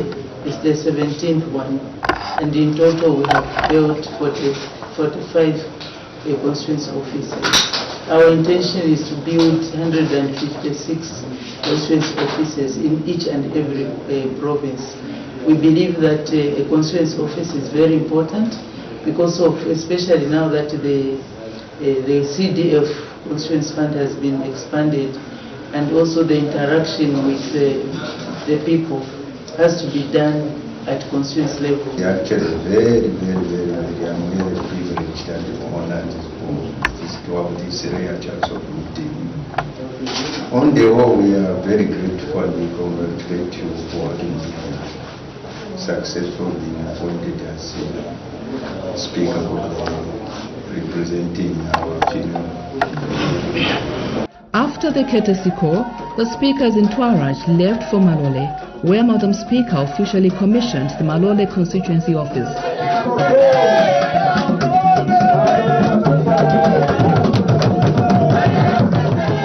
She implored on the people of Malole to guard the office jealously. I would like to emphasize that this office is non-partisan and has been established to serve all the people of this constituency, regardless of their political affiliation. I encourage you to use it to the best of your abilities, safeguard it against any vandalism, and ensure that the development you want to see in your various communities is attained through this important office. When I look on my right and see this beautiful office, it's yellow, nice windows, not broken, everything looks intact. When you go inside also, we see the furniture that has been provided. Let's maintain it in that way. May I take this opportunity to extend our special thanks to the Development Bank of Germany for this good gesture. It's now my singular honor and privilege to declare Malole Constituency Office officially opened. I thank you.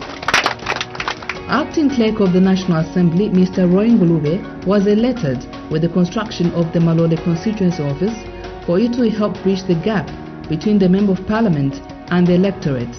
The construction of constituency offices is an ongoing exercise. It is a very expensive venture, but we hope that with the support of the local communities and all of us gathered here today, what we are witnessing is simply a seed that will transcend other areas of the country. Madam Speaker, the opening of this office obviously is going to provide office accommodation, which is going to facilitate the provision of essential support services, especially that members of parliament are expected not only to be in Lusaka, but also to be in their constituencies to continue to perform their representative roles. And Provincial Minister for Northern Province, Mr. Leonard Mbao, is equally delighted with the construction of the constituency office. As Northern Province, we would like to thank the National Assembly for embarking on parliamentary reforms which have resulted in the construction of this office. As a province, we are convinced that the commissioning of Malole Constituency Office will result in increased citizen participation in civic affairs of this nation. This is very important office. Development Bank of Germany Director Mr. Stefan Lutz highlighted the details of the project. KfW has proudly supported the National Assembly of Zambia since 2012 with 4 million euros, approximately 86 million kwacha, fostering political participation. About half of the funding was invested into 17 constituency offices all over the country. The very last one here in Malole, which costed 1.672 million kwacha. The other half of the funding was used on equipping the parliamentarian television and radio stations, as well as on capacity building for all staff involved and for printing and outreach materials. We are very happy to have supported the vivid democracy in Zambia, also with this important project. And we do encourage all Zambians to make use of these constituency offices, meeting your political representative, but also discuss with the opposition in an open and fair manner. Also, we hope that you all enjoy the parliamentarian radio and TV to be better informed. Malole Member of Parliament Mr. Robert Kalimi paid glowing tribute to the National Assembly of Zambia and the Development Bank of Germany for facilitating the construction of the Constituency office. I'm just a very, very privileged Member of Parliament who stand before you to witness this important mammoth task and indeed the love you have expressed for the people of Malole to open this parliamentary office. The official opening of this office indeed will improve the delivery of valuable parliamentary information to the constituent, such as parliamentary debate, government department, annual reports and newsletter on various issues, and indeed to increase participation of constituents in national matters through effective interaction with my office. To allow me to thank you and the office of the clerk for this important infrastructure built for the people of Malole parliamentary constituents. I have no doubt in my mind that the people of Malole will utilize it for its intended purpose. After the speeches, Madam Speaker was taken on a conducted tour of the constituency office. Madam Speaker and other dignitaries then participated in a tree planting exercise, an activity that raises awareness to society on the importance of planting and saving trees, all in an effort to diminish the unfavorable effects of climate change.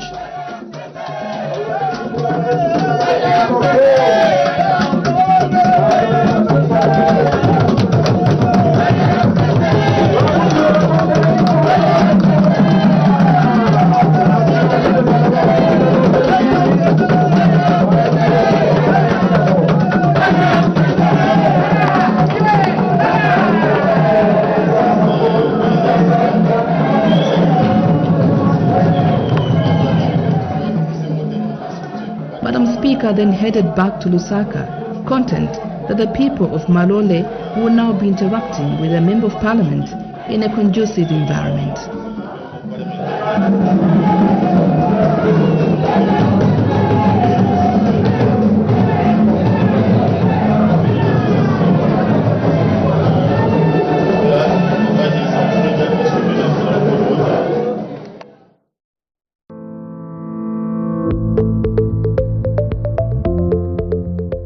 Zambia has been experiencing adverse impacts of climate change, including an increase in frequency and severity of seasonal droughts, occasional dry spells, and increased temperatures on the environment.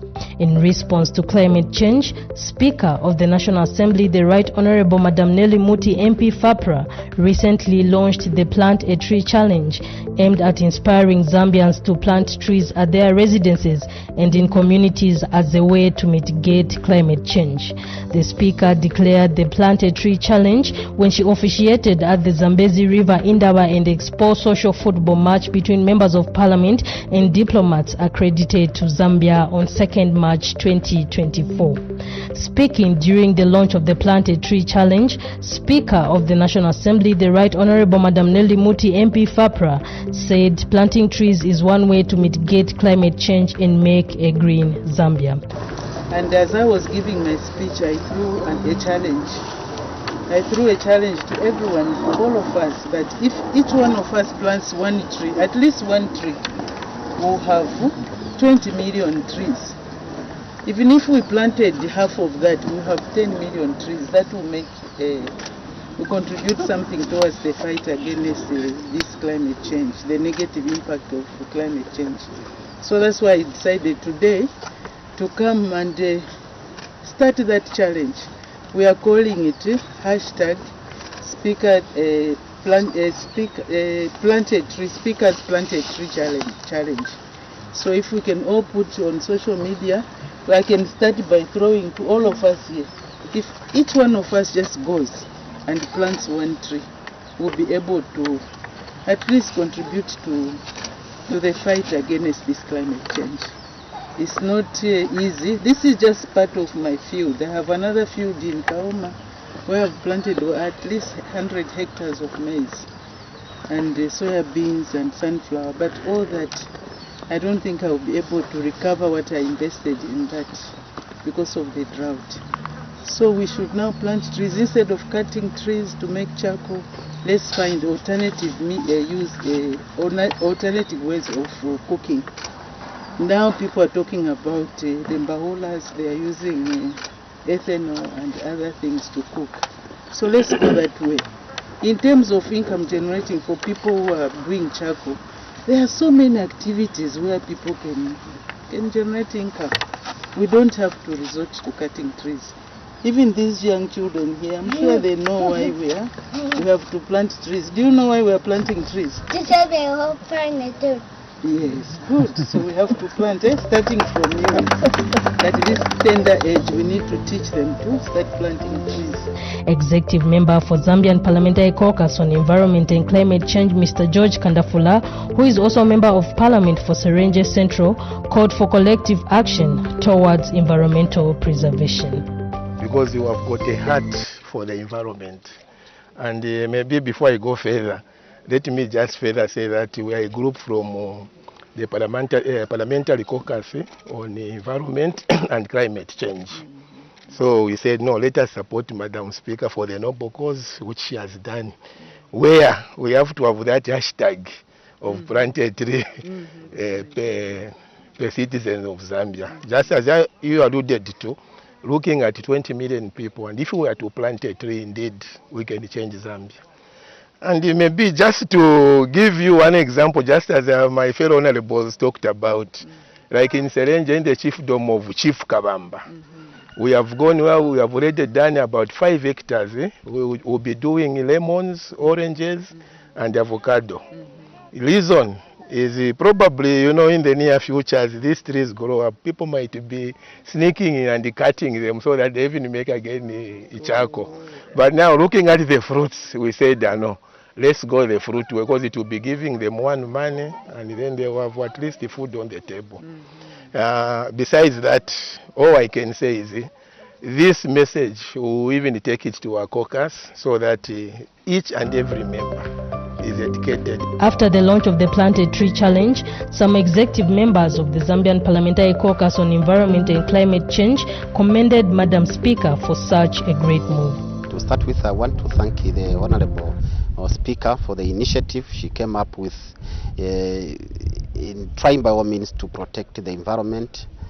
I'm here at her farm where we started her project of planting trees.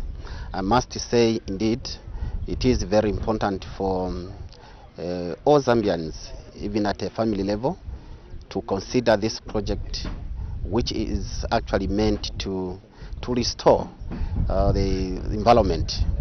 The climate change is one thing that is so serious. I come from Pemba Constituency in Southern Province, where we have seen the effect of the climate change. As we speak right now, the whole constituency, we have a serious drought, and the people, they don't have food. Currently, we are actually depending on government in terms of the relief. And this is a serious signal that we need to take this project so serious. Because if we don't, it will be very difficult for us to survive when it comes to farming.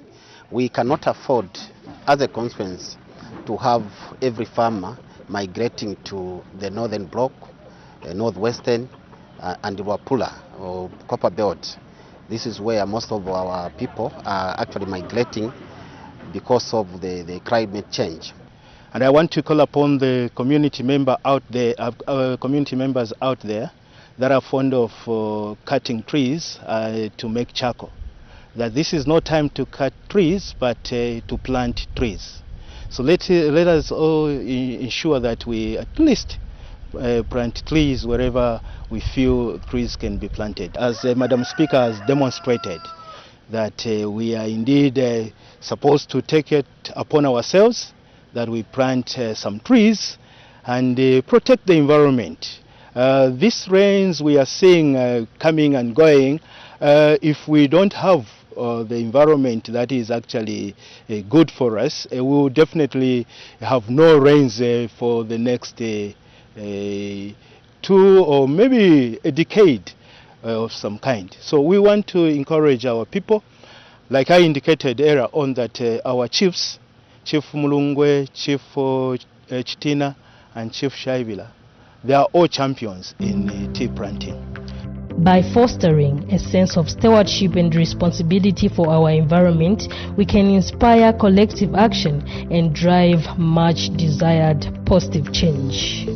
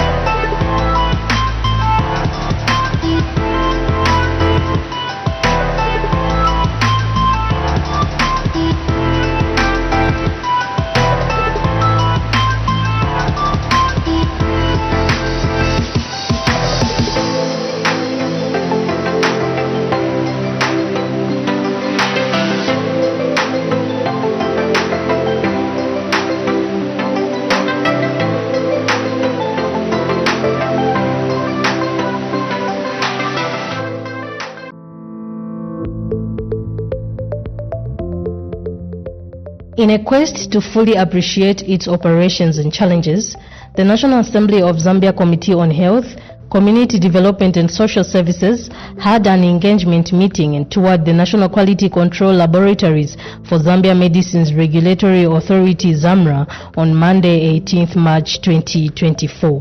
Speaking during the official opening of the engagement meeting, the chairperson of the committee, Dr. Christopher Kalila, who is also a member of Parliament for Lukulu East, highlighted the important role the committee plays and commended ZAMRA for its role in approving medical products. This committee basically does four things which are in line with the role of all parliamentarians. First, members of Parliament and Parliament in general operates as a watchdog body over the administration, or what is generally known as oversight. So in this particular case, as a committee, we are a watchdog to the Ministry of Health and to the Ministry of Community Development. As I've said, we are interested in everything that happens in these two ministries. We provide checks and balances, we scrutinize the documents, we analyze the audit reports that come from these institutions. That's the first point. Second point is that we make laws also that come from these institutions, and Board Chair, you have mentioned some of the pieces of legislation that this committee has passed, having been sponsored by the ministry responsible for health. So the second one is that we are legislators, we make laws, and which is what everybody associates Parliament with. ZAMRA Board Chairperson Mr. Robert Simenza State Council through his representative Dr. Martin Lisati-Chansha, appreciated government for playing its role in the enactment of various laws pertaining to medicine regulation in Zambia. Notably, among these laws is the enactment of the Controlled Substance Act number 2 of 2023, the Industrial Hemp Act of number 34 of 2021, and the Cannabis Act number 33 of 2021. ZAMRA will not relent in enforcing the provision of these acts in order to safeguard public health and animal health. The board and management could also like to appreciate and recognize the committee's role and support during the performance audit or the audit general on the control and regulation of medicine in Zambia, as well as the support rendered in Parliament on the consideration of the treaty for enactment of the African Medicine Agency. You will agree with me, Chairperson, that the pharmaceutical industry is a very complex sector with various stakeholders ranging from manufacturing, suppliers, distributors, retailers, and users of medicine and allied substances, among others. As such, there is a need for continued deliberate efforts and approach directed towards constant monitoring and engagement of all players in the sector, including pharmaceuticals, parliamentarians, and all effectively execute our mandate. Members of Parliament were taken through 3 presentations, and the first presentation was conducted by ZAMRA Director General Mr. Makomani Sianga, who gave an overview of the Zambia Medicines Regulatory Authority, ZAMRA. Our vision is that we become a credible regulator ensuring the protection of human and animal health. As you are aware that we are regulating both animal and human products. Our mission is to effectively regulate medicines and allied substances for quality, safety, and efficacious medical products on the Zambian market. So just to give a historical background regarding this institution, it's a very old institution, as you can see from the dates there in 1940. We had the Pharmacy and Poisons Board established under an act called Pharmacy and Poisons Act. The second presentation was done by Ms. Beatrice Kabaso, ZAMRA Principal Regulatory Officer. Her presentation was on medicines control and market authorization. Medicines that do not have marketing authorization are not allowed, meaning they're prohibited to be placed on the Zambian markets. And then also requirements that applications for marketing authorization are made to ZAMRA in the prescribed manner. So we have a form on how the dossiers are supposed to be submitted to the authority. And then sanctions and penalties for not complying with the Act. Next. So the classes of regulated medicines and allied substances under the marketing authorization are human medicines, veterinary medicines, and also allied substances.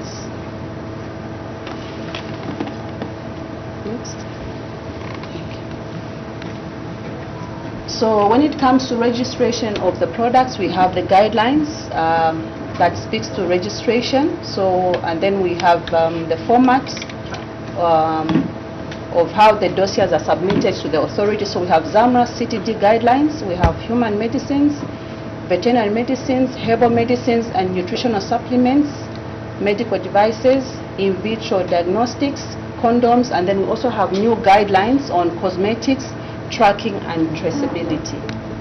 ZAMRA Principal ICT Officer Mr. Arthur Sichivula made a presentation on integrated regulatory information management systems. To help us deal with efficiency and also transparency on how we do things, we have to digitalize our processes, meaning that whatever service that we receive from outside and internally, they are all interlinked and done electronically. So all our services for marketing authorization, for new renewal, and every process is done on the system. So they don't have to come here physically to do the application. They can apply online. And then we also receive them online and process them online, and they're able to receive the updates on the system. So if you notice our system, they can track their processes from the time they do an application, submit it, they can pay online, we can screen online, we can assign our staff to work on the applications online as well, and they're able to see how we are faring on each stage. And so they don't need to come here to check where we are or what occur. They can still check on their portal. Then they are also able to retrieve their own documents. So currently we are doing, I would say, MA or processes, licensing, which is import and export. We are doing that on the system. For premises or establishments, we are doing that on the system. Disposal as well, advertisement promotions, GMP, clinical trials, everything is done on the system. During the plenary session, members of parliament had an opportunity to seek clarity from the presentations that were made. We have found that some people can hijack your system, even begin to impersonate and make money out of that. So I don't know how secure your system is. So we have the firewalls that we are using. Our network setup is highly secure and efficient. In terms of the system itself, it's very difficult. Even if we allow people to get their own account to apply for import permits, to even try to hack because of the level of complexity of the system. So unless it's one of us hacking the system, but from how it has been made, it's highly secure, and we are always complying to international standards in terms of security. On the censorship formula, I'm told people still go to whoever is selling it and you can access that medicine. Are you monitoring, or is it being taken by members of the public? I'm told you can buy it somewhere, especially in Lusaka. On the sondage formula, I think we tried to support the process by registering the clinical trial. So we went up to phase 1 of the clinical trial.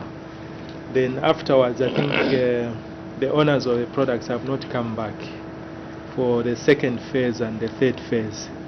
Normally it has to pass through those 3 phases. Those who are found wanting, do you have a dedicated prosecuting officer, or you have to depend on the legal officer to prosecute the cases of those who are defaulting? When there's a product that has exhibited problems on the market anywhere, so and then this product is submitted by WHO, we get that information and we also go out on the market everywhere. So because we have offices everywhere, so we go out and we inspect to check if this product is on the market. The engagement meeting ended with a tour of ZAMRA National Quality Control Laboratories. The Zambia Medicines Regulatory Authority, ZAMRA, ensures that all medicines and allied substances are made available to the Zambian people consistently to meet the set standards of quality, safety, and efficacy, as well as protecting public and animal health.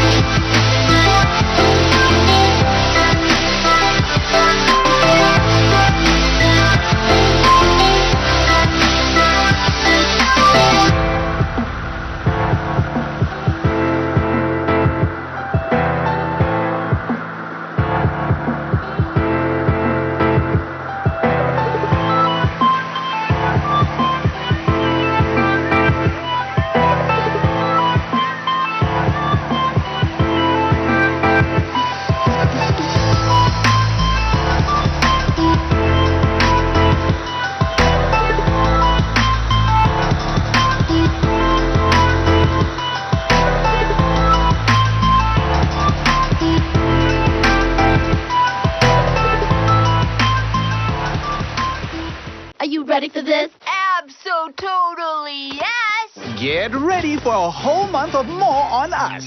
Yeah. Yes, from the 12th of April until the 11th of May, all DSTV Kids channels will be open to all customers. Ooh, I like the sound of that. Which means a whole lot more holiday fun for everyone. Yeah! More channels. Right? More shows. Big time. More of these guys. Perfect. And those gals. More of this and even more of that. True, true. All at no additional cost. How divine. And all you need to do is reconnect or stay connected to DSTV.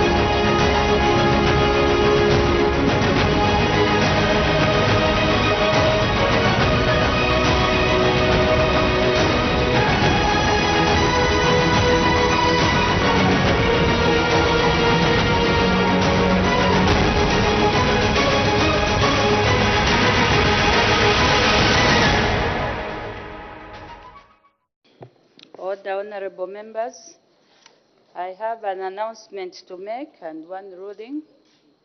Honorable members, I wish to recognize the presence in the public gallery of pupils and teachers from King's Highway SDA School in Lusaka.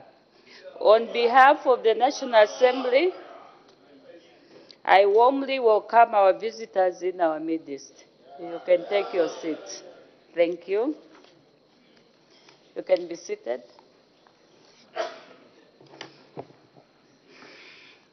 Honorable members, I have a ruling to render. This was on a complaint by Mr. Munia Zulu, Member of Parliament for Lumezi Constituency, against Mr. K.S. Michelo, Member of Parliament for Bwengwa Constituency, and Mr. C. Andeleki, Member of Parliament for Katombora Constituency, for attempting to attack Mr. J.E. Banda, Member of Parliament for Petauke Central, when he was asked to leave the chamber on Thursday, 2nd November 2023, and on a complaint by Mr. M.F. Fube, Member of Parliament for Chirubi Constituency, against members of Parliament from the United Party for National Development for their conduct on the floor of the House after Mr. J.E. Banda, Member of Parliament for Petauke Central Constituency, was asked to leave the House on Thursday, 2nd November 2023. Honorable members, I wish to inform the House that on Thursday, 30th November 2023, the office of the Honorable Madam Speaker received 2 complaints. One complaint was by Mr. M.F. Fube, Member of Parliament for Chirubi Constituency, against the conduct of Mr. K.S. Michero, Member of Parliament for Bwengwa Constituency, Mr. C. Andeleki, Member of Parliament for Katombora Constituency, Mr. T.E. Mutinta, Member of Parliament for Iteshiteji Constituency, Mr. M. Anakoka, Member of Parliament for Luena Constituency, and some other members of Parliament of the UPND during the sitting of the House on Thursday, 2nd November 2023. The second complaint was by Mr. Munia Zulu, Member of Parliament for Lumezi Constituency, against the conduct of Mr. K.S. Michero MP and Mr. C. Andeleki MP on the same day. Honorable members, since the complaints relate to the same set of facts, I have decided to combine the 2 complaints and will render one ruling. Honorable members, the background to both complaints is that on Thursday, 2nd November 2023, when the House was considering a ministerial statement by Honorable R.M. Piri, MP, Minister of Agriculture, Mr. J.E. Banda, Member of Parliament for Petauke Central Constituency, raised a point of order based on Standing Order 202 of the National Assembly of Zambia Standing Orders for 2021. In his point of order, Mr. J.E. Banda MP stated that he was informed by some members that the Honorable Madam Speaker was going to make his life difficult. Therefore, he inquired whether the right Honorable Madam Speaker was in order to inform some members that she would make his life difficult. In her immediate response, the Honorable Madam Speaker ruled that Mr. J.E. Banda, MP, was out of order and guided him on the requirement to follow with the rules of the House. However, Mr. J.E. Banda, MP, continued debating while seated despite the Honorable Madam Speaker's ruling and guidance. This led to the Honorable Madam Speaker invoking the provisions of Standing Order number 208 on the naming of a member, after which the Speaker adjourned the sitting for a few minutes. Upon resumption of business, the Honorable Madam Speaker proceeded to suspend Mr. J.E. Banda MP for 7 sitting days. However, after being ordered to leave the House through the main door, Mr. J.E. Banda MP protested and resisted the order to leave the House. As a result of his conduct, the Honorable Madam Speaker increased the punishment to 14 sitting days. While Mr. J.E. Banda MP was being escorted out of the House by the Sergeant-at-Arms, he continuously pointed at the Honorable Madam Speaker while making utterances. This resulted in several members from the Patriotic Front PF party and UPND and independent members leaving their seats and walking towards Mr. J.E. Banda MP to urge him to leave the House. Honorable members, in line with parliamentary practice and procedure, and in accordance with the rules of natural justice, on Wednesday, 13th December 2023, the Office of the Clerk of the National Assembly wrote to Mr. K.S. Michero MP, Mr. C. Andeleki MP, Mr. T. Mutinta MP, and Mr. M. Anakoka MP, requesting them to state their side of the story on the complaints. Their responses are as set out below. The first one, Mr. C. Andeleki MP. Mr. C. Andeleki MP stated that he was unable to respond to Mr. M. F. Fube MP's complaint because the letter did not state the exact words he used that amounted to abuse of language. Further, in relation to the allegation that he physically charged toward Mr. J.E. Banda, MP, he stated that it was clear from the Parliament television footage that at no point did he go close to Mr. J.E. Banda, MP. He stated that he only requested Mr. J.E. Banda, MP, to stop using abusive language against the presiding officer. Finally, he stated that he strongly disputed every allegation against him. The second one, Mr. M. Anakoka MP.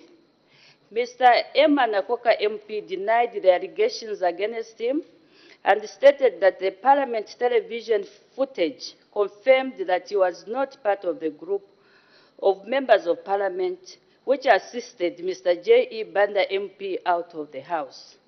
He stated that the complaint was not only malicious but mischievous, as it was meant to spite him for having raised a point of order that led to the suspension of 18 PF members of Parliament. Mr. T. Mutinta MP. Mr. T. E. Mutinta MP denied having any contact with Mr. J. E. Banda MP or assisting any member of Parliament to chase anyone from the House. Mr. K. S. Michero MP, he stated that the allegation that he chased Mr. J. E. Banda MP from the House was not true. Further, he denied uttering any abusive words against Mr. J. E. Banda MP or attempting to fight him. Honorable members, the complaints herein raise the issue of conduct of members in the House and the breach of parliamentary decorum and etiquette. In this regard, Standing Order number 204 of the National Assembly of Zambia Standing Orders for 2021 provides as follows. Number 1, parliamentary decorum and etiquette refers to an essential standard of behavior that a member must observe in the House in order to maintain the dignity and decency of the House. Further, Standing Order number 205J of the National Assembly of Zambia Standing Orders for 2021 provides as follows. A member commits an act of gross disorderly conduct if the member J commits an act that, in the opinion of the Speaker, constitutes gross disorderly conduct. Furthermore, eminent authors on parliamentary practice and procedure, M.N. Kao and S.L. Shakda, in their book entitled Practice and Procedure of Parliament, 7th edition, New Delhi, Lok Sabha, for 2016, on page 335, have this to say. The extent and amplitude of the words, conduct of a member, have not been defined completely, and it is within the powers of the House, in each case, to determine whether a member has acted in an unbecoming manner or has acted in a manner unworthy of a member of Parliament. Thus, even though the facts of a particular case do not come within any of the recognized heads of breach of privilege or contempt of the House, the conduct of a member may be considered by the House as unbecoming, derogatory to the dignity of the House. Honorable members, in considering this matter, I had recourse to the relevant verbatim record and video footage of what transpired on the material day. From the video footage, I made the following observations. The members, the first one, the members complained against rose to approach Mr. J. E. Banda MP after he was suspended and refused to leave the House. Number 2, several other members from the PF, UPND, and independent members left their seats and walked towards Mr. J. E. Banda MP to urge him to leave the House. And thirdly, that due to the atmosphere in the House on the material day, the said members were provoked to rise against Mr. J. E. Banda MP's conduct. Honorable members, can we have order? The Honorable Member Fonkana.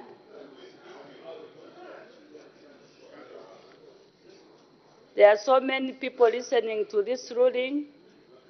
Can we please stay in silence? Honorable members, however, from the video footage, it is difficult to determine whether the members complained against did indeed use abusive language or attempt to fight Mr. J. E. Banda MP. Additionally, a peruse of the verbatim record of the proceedings on the material day did not capture the abusive language alleged to have been said. However, as already indicated, the video footage does show that the members complained against rose to approach Mr. J. E. Banda MP and were therefore in breach of decorum and etiquette of the House. The members complained against were therefore out of order. Honorable members, I will now address the members complained against and members from both left and right who rose to approach Mr. J.E. Banda MP on the material day. Honorable members, the House is extremely displeased with your misconduct on the floor of the House. Although I take cognizance of the fact that you were provoked to react to the situation occasioned by the conduct of Mr. J.E. Banda MP, it was not within your mandate to ensure that he left the chamber peacefully. The Honorable Madam Speaker did not request you to assist in the execution of her duties and had already instructed the Sergeant at Arms to ensure that Mr. J.E. Banda MP left the House. The duty to maintain discipline in the House is the preserve of the presiding officer, assisted by the government chief whip, leader of opposition, and the whips in the House. Therefore, your conduct was a serious error of judgment on your part, which led to misconduct on the floor of the House. I therefore want to warn you to desist from such conduct, as a repetition of the same will attract a penalty. I do trust that in the future you will endeavor to abide by the rules of the House and avoid consequences of their breach. I thank you.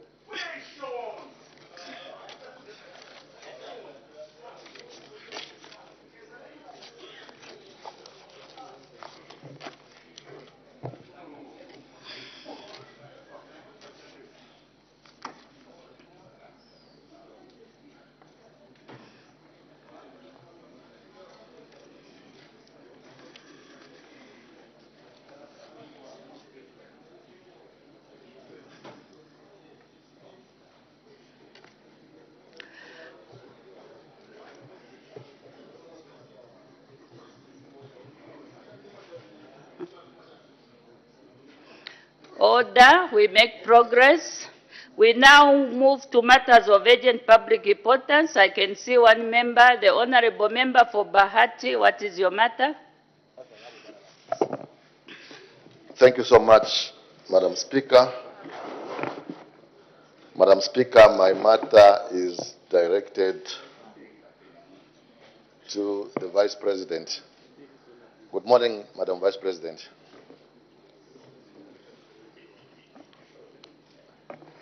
Madam Speaker, the country is likely to record low maize yields in the 2023 to 2024 farming season. Madam Speaker, this is due to crop failure involving about 1 million hectares, and this is caused by the devastating effects of the El Nino. Madam Speaker, to this effect, the President even declared a national disaster. Madam Speaker, in my constituency, farmers who got loans are receiving bonding agreement documents asking them to pay back about 60 bags of maize per hectare. Others, Madam Speaker, being asked to pay back about 20 bags of maize per acre.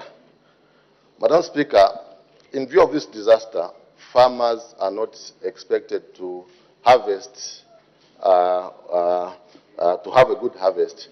And this, Madam Speaker, coercing farmers to pay back 60 bags of maize per hectare will just worsen the hunger situation in the country. My matter, Madam Speaker, is that is government considering giving our farmers a relief? Is government considering writing off these loans so that, Madam Speaker, the little that our farmers will harvest can just be used for home consumption? Madam Speaker, we don't want our people to start dying of hunger-related diseases. Madam Speaker, I'm speaking on behalf of all the farmers in Luapula, and I'm speaking on behalf of all the farmers in other parts of the country that were affected by this drought. Madam Speaker, I seek your guidance. I thank you. Okay. Thank you so much. Since we are rising tomorrow and you need an answer for your people, I don't know whether it's the Minister of Agriculture or Her Honor the Vice President to respond. UK. Thank you, Your Honor the Vice President. Thank you, Madam Speaker, especially that the Honourable Member directed it to me. But if there is need for clarity, Madam, I can call upon him. Honourable Member for Bahati, thank you, good morning. Madam Speaker, I think you have said here, you asked one question, but from what you have said, there are a number of things that I pick. I hope that I'm right, because indeed it comes from the bad weather and therefore effect on the harvest of those people. I thought first he was talking of the loans, those that got loans, and how, if they are affected, they are expected to pay back. I think that is one thing. Then he goes to talk about hunger generally and relief, what government is doing to alleviate the hunger situation. I think I will start from Madam saying the rainfall pattern is not the same throughout the country. I think this has been established, that almost half of the country is affected by the drought. Others have had fairly good rains. We may have places where there could have been floods. That is the general situation that government has observed. And therefore, we cannot speak, wholesomely like the situation is exactly the same. There are areas, and I am made to believe, indeed, there will be assessment done that Bahati must be one of the fairly treated area in terms of the rainfall this year. However, generally, like we have said, we cannot answer for specific, but generally, the issue of relief is what government is working on. There is relief that always comes under DMMU. I think honorable members know that. Where we have such a crisis, we do that. But in a general situation, even last week, we did refer to areas that are already short of maize in particular, how we are handling it as at now is a kind of ad hoc, where we are taking maize to the purchasing point, to the buying point, where there is no maize, so that people can have access. So we talked of accessibility. As we go on to look at affordability, who is entitled to what? I think last week, Madam, I did state that the support will be in different forms, not exactly the same, because there are areas where people need to have access, but they are able to buy under community sales. I think we said that. There may be areas, indeed, where we will continue to give relief. That will all come out of assessment. And the assessment is going on right now, where people really can't, they don't have the resources, they have nothing, they don't have the strength, we will probably go through the relief that happens. There may be a third part of handling this. That would be, Madam Speaker, the issue of food for work. So we are looking at all this, but it depends on how affected particular areas are. That is on the issue of how government is looking at hunger right now. The issue of people who got loans, which you also touched, the honorable member touched, Madam Speaker, that some got loans. That also will go through assessments, because again, the effect is not exactly the same. The way the people of Kaputa are affected is not exactly the way the people of Gwembe have been affected. So the banks under which they got the loans have conditions. There will be assessment, and when that is done, agreeing with the banks how we proceed, then definitely guidance will be given. Because it is normal that when people borrow under this, it is really unpredictable. Farming, particularly of maize, is extremely unpredictable. And we believe that the banks looked at their unpredictability and are ready to see how farmers in areas where they are negatively affected could be cushioned. I don't want to go into the detail of exactly how. When the detail is full, this is a principle that you cannot go to a person who has harvested nothing and say bring everything back. So really, except we want this farming, Honorable Minister of Agriculture, to continue even under winter maize. We are still working, talking to the banks that probably people can still continue. But looking after those that got, assessment will be done and a decision will be made. And indeed, those who can't, there is a way to handle them. This government will not hang our own farmers. I hope I've said something to the Honorable MP. Thank you, Madam. Thank you. These follow-up questions. The Honorable Member for Bahati. Thank you so much, Madam Speaker. Madam Speaker, the issue that we wanted the Vice President to address is the issue of paying back, especially that, the harvest is going to be poor. And she said that they'll do assessments. But, Madam Speaker, we're asking if they can just, apply a general rule to all the farmers in the country by cancelling all these loans so that no one should pay, Madam Speaker, so that we restart again in the next farming season. Hopefully, we're going to have hopefully, we're going to have good rain for Madam Speaker by the next season. Thank you. Thank you. I think Honor the Vice President will repeat what she had brought out.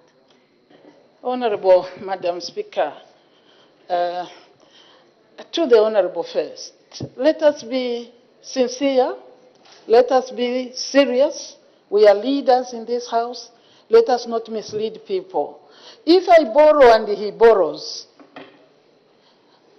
I am impacted by an act of God. Let me use that. He is not. Should we be treated the same? Honestly, what are you talking about? If you are affected by flood, they will assess. If you are affected by drought, they will assess. If you are not affected, they will assess. You don't want to bring, in the country that people can borrow and refuse to pay when nothing has happened. That's the implication of what you are saying. That the banks should just say, nobody will pay. Honestly, colleagues in this House, are you really saying this is the way to go? That we just declare everybody, if the entire country was affected, it would be okay. But the entire country is not affected by the same phenomenon. How do we start saying that? Honorable, I appeal to you, that statement must not come from you, because you are supposed to encourage people to be serious with what they do. They have borrowed, God has favored them, they should pay back. That's what it means. You have borrowed, something has gone wrong, then the banks must understand. I think this is exactly the way to go. But the banks will make assessment and say, indeed, here, we see what has happened. They know what they did to prepare for this. Banks always do. But to say that, I'll again repeat, Madam Speaker, I don't want to use negative words, but let us be serious that we don't mislead the people, that they can borrow, use, and then say, I want to pay. For no reason. No. There will be assessment. Thank you, Madam. Thank you. The Honorable Member for Pambashi. Thank you, Madam Speaker. Madam Speaker, there are two categories of the people who borrowed, Your Honor the Vice President. Because of the government bureaucratic tendencies that it required the minister responsible for food to approve loans in Lusaka. I can speak for my farmers in Kawamu. Others, they were accessing the fertilizer loan as late as February. Because of the process, we had good rains, but they were given these loans towards the month end of February because of the process. How are you going to treat them? Are you going to demand for them to pay this season, or you will allow them to cultivate in the coming season and then they pay? Because they did not create that by their own. It was a government process of requiring the minister to approve it. I thank you, Your Honor, the Vice President. Her Honor, the Vice President. Thank you very much. I am told the minister was not part of the approval of the loans because the loan component came through the banks. How does the minister go to approve, where the bank is giving? Were you approving for Zanaco or for which one? But, Honorable, between the borrower and the bank, they know exactly what time that loan was given and what time the inputs were given. I am sure it is subject to between them. I would stand here and mislead that nobody was given fertilizer in March because we are not part exactly directly to that. No. He is, don't say that. He didn't approve the loans. We know how the processes went, right from your area, your chiefs and so on. We remember that there was that process. But if the process delayed, all those are things that you are not dealing with stones or automatic. People will look at them and there would be evidence that this is what happened. And this is why I said assessment is the issue. You can't make a blanket statement because others may have gotten their fertilizer early, so you can't make a blanket statement. Thank you, Madam. Thank you. I'll get to the last two. The Honorable Member for Kasenengwa and the Honorable Member for Lukasha. In that order. Madam Speaker, thank you for the opportunity to ask our Honour the Vice President a follow-up question. The rules of the House, Madam Speaker, say I can only ask one question, though I had a whole lot of questions for our Honour the Vice President. Madam Speaker, I needed to find out from our Honour the Vice President. We started talking about hunger in this House as late as last year, September. This is March, the end of March, and our Honour the Vice President said, we are going to make assessments. I was talking about hunger in Kasenengwa in September. She's saying she's going to make assessments.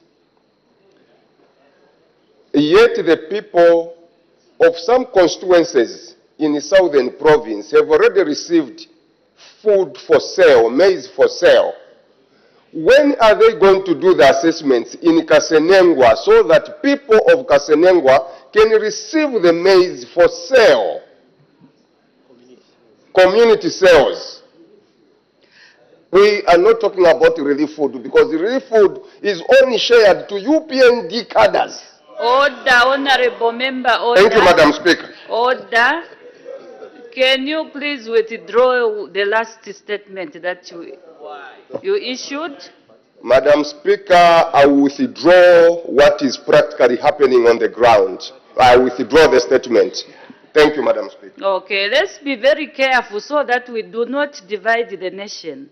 If you've seen something wrong, Honorable Member for Kasenengwa, you've got the right to visit her Honour the Vice President and discuss such issues with her instead of, I'm talking to you, Honorable Member for Kasenengwa. Do you want to listen or maybe you want to go out and discuss with the person you are talking to?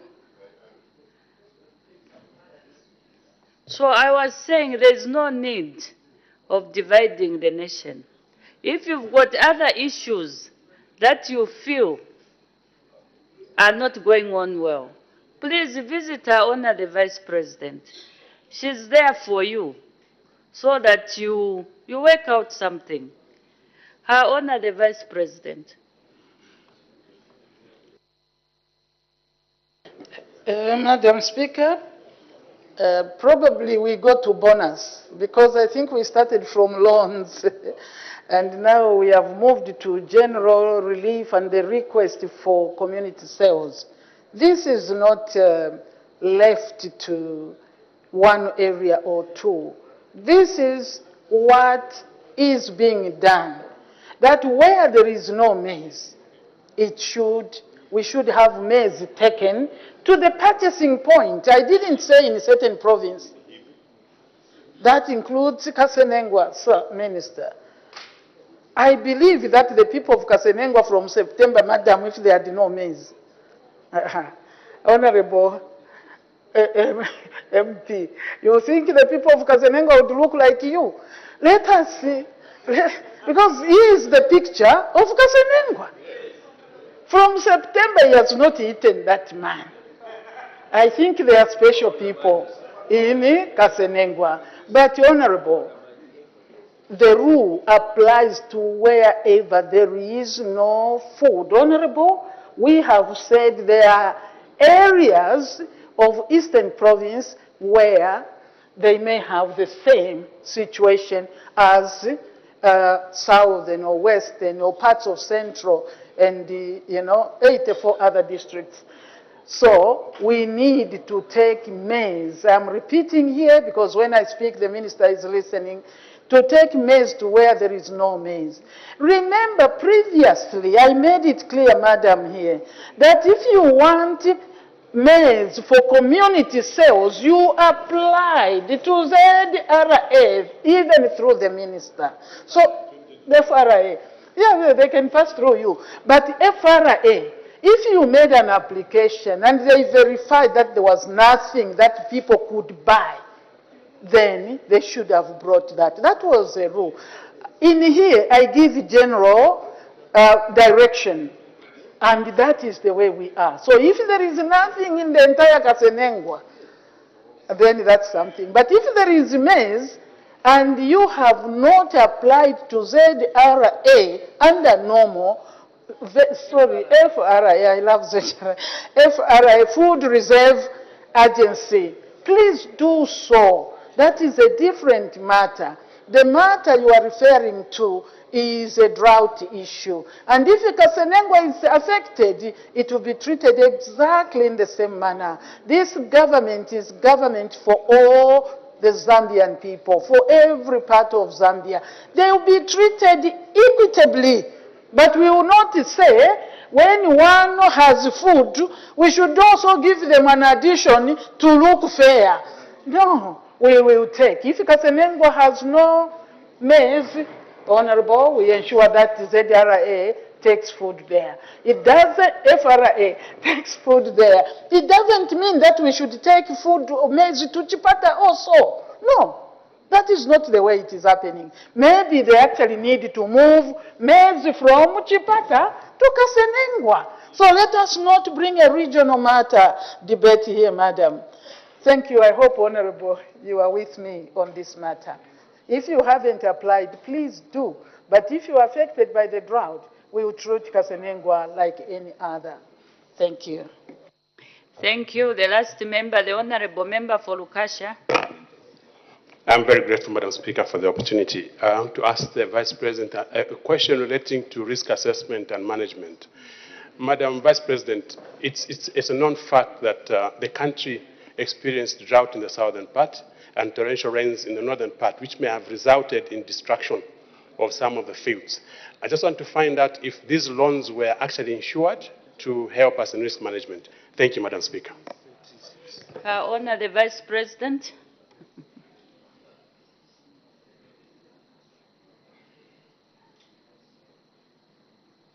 Honorable Council and the Honorable Member for Lukasha, that is, I don't know what the Honorable would want to get out of me. I think I've made it very clear.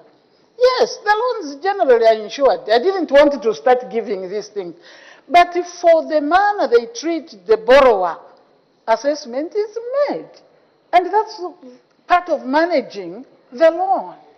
And you cannot have a uniform situation. I think that's the way I've responded. You cannot have a uniform situation. I said, yes, some in the north may be affected by drought. By drought. Others may be affected by floods. Yes, all those will be assessments that they'll look at. But don't go and flood your maize deliberately. We will see the codes. Thank you. Thank you. We make progress. I have permitted the Honorable Minister of Finance and National Planning to make a ministerial statement. The Honorable Minister of Finance and National Planning.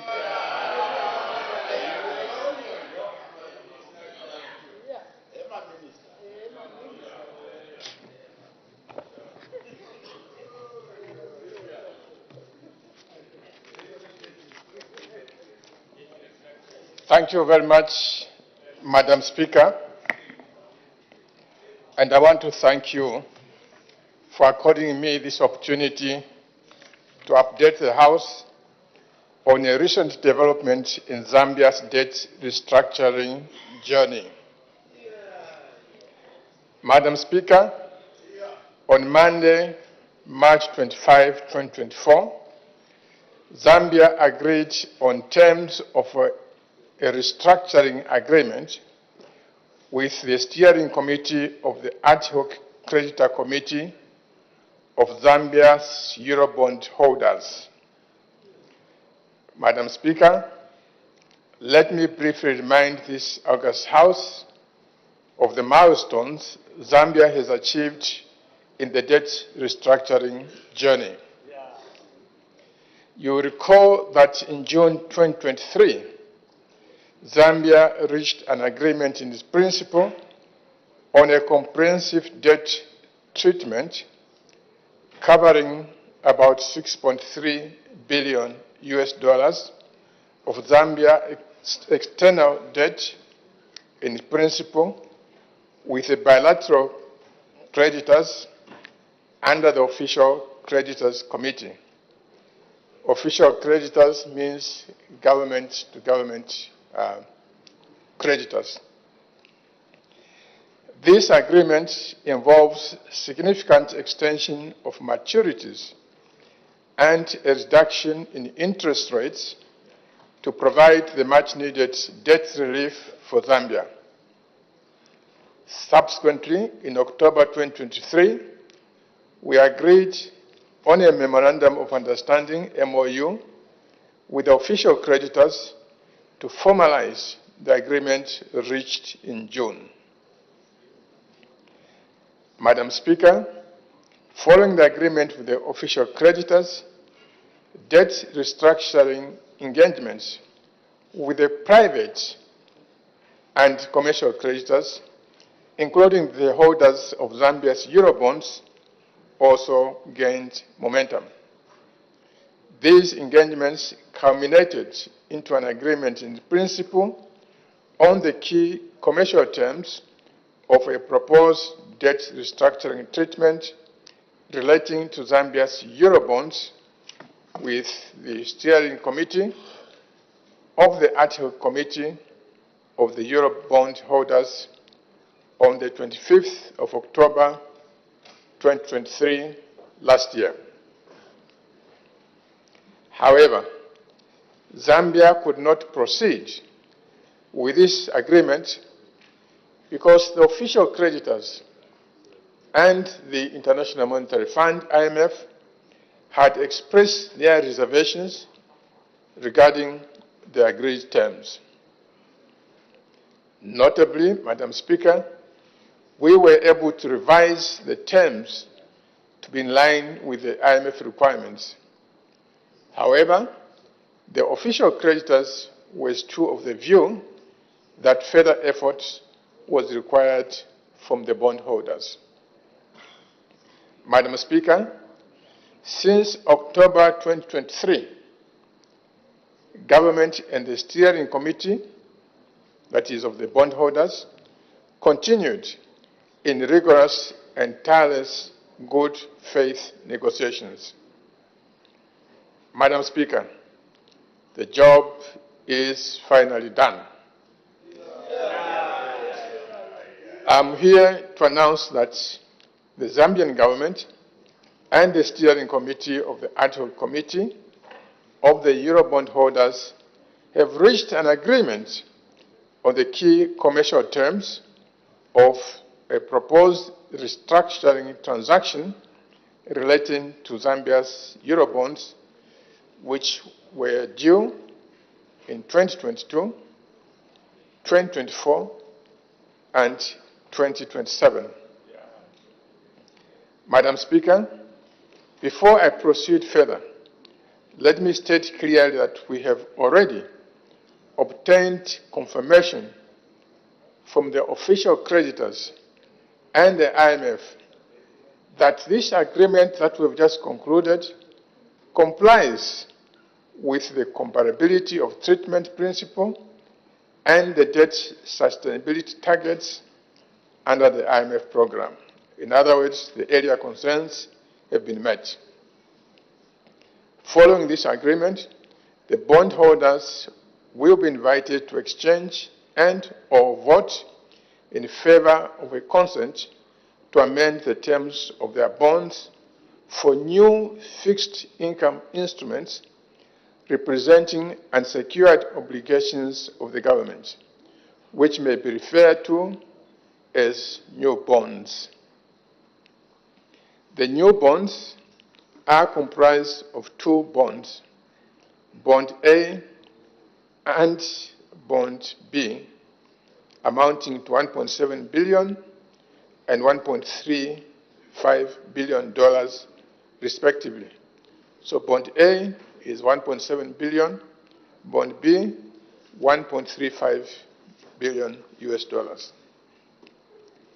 Madam Speaker, similar to the agreement with official creditors, the agreement in principle, which has been reached with the bondholders, also includes an adjustment mechanism involving a base case. Base case means the economy as it is today.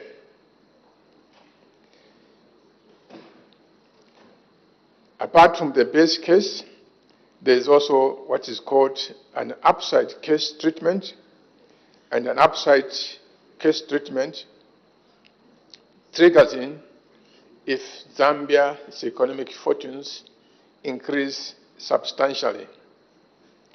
Bond A matures in 2033, in other words, 9 years from now, and pays 5.75% in coupons until mid-2031, where the coupon increases to 7.5%.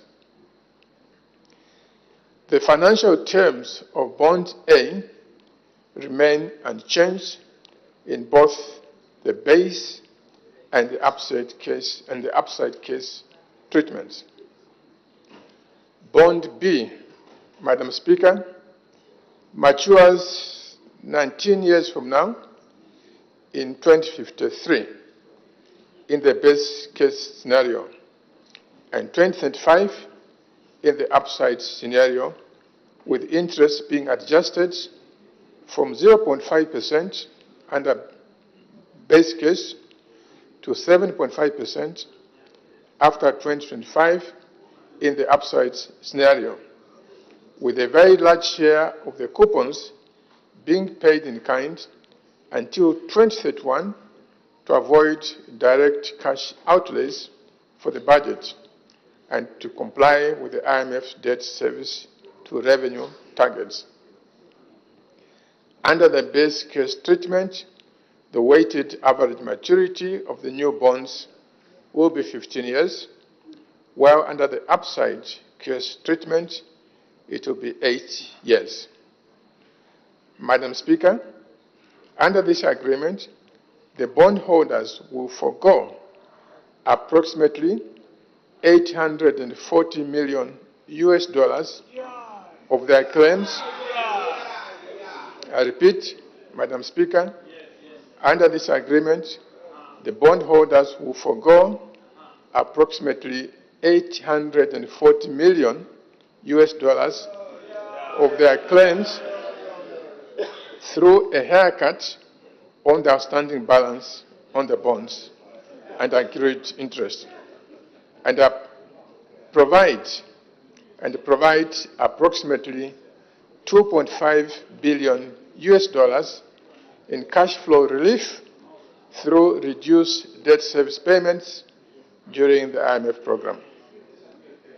Madam Speaker, the portion of the external debt which is subject to restructuring comprises official bilateral debt,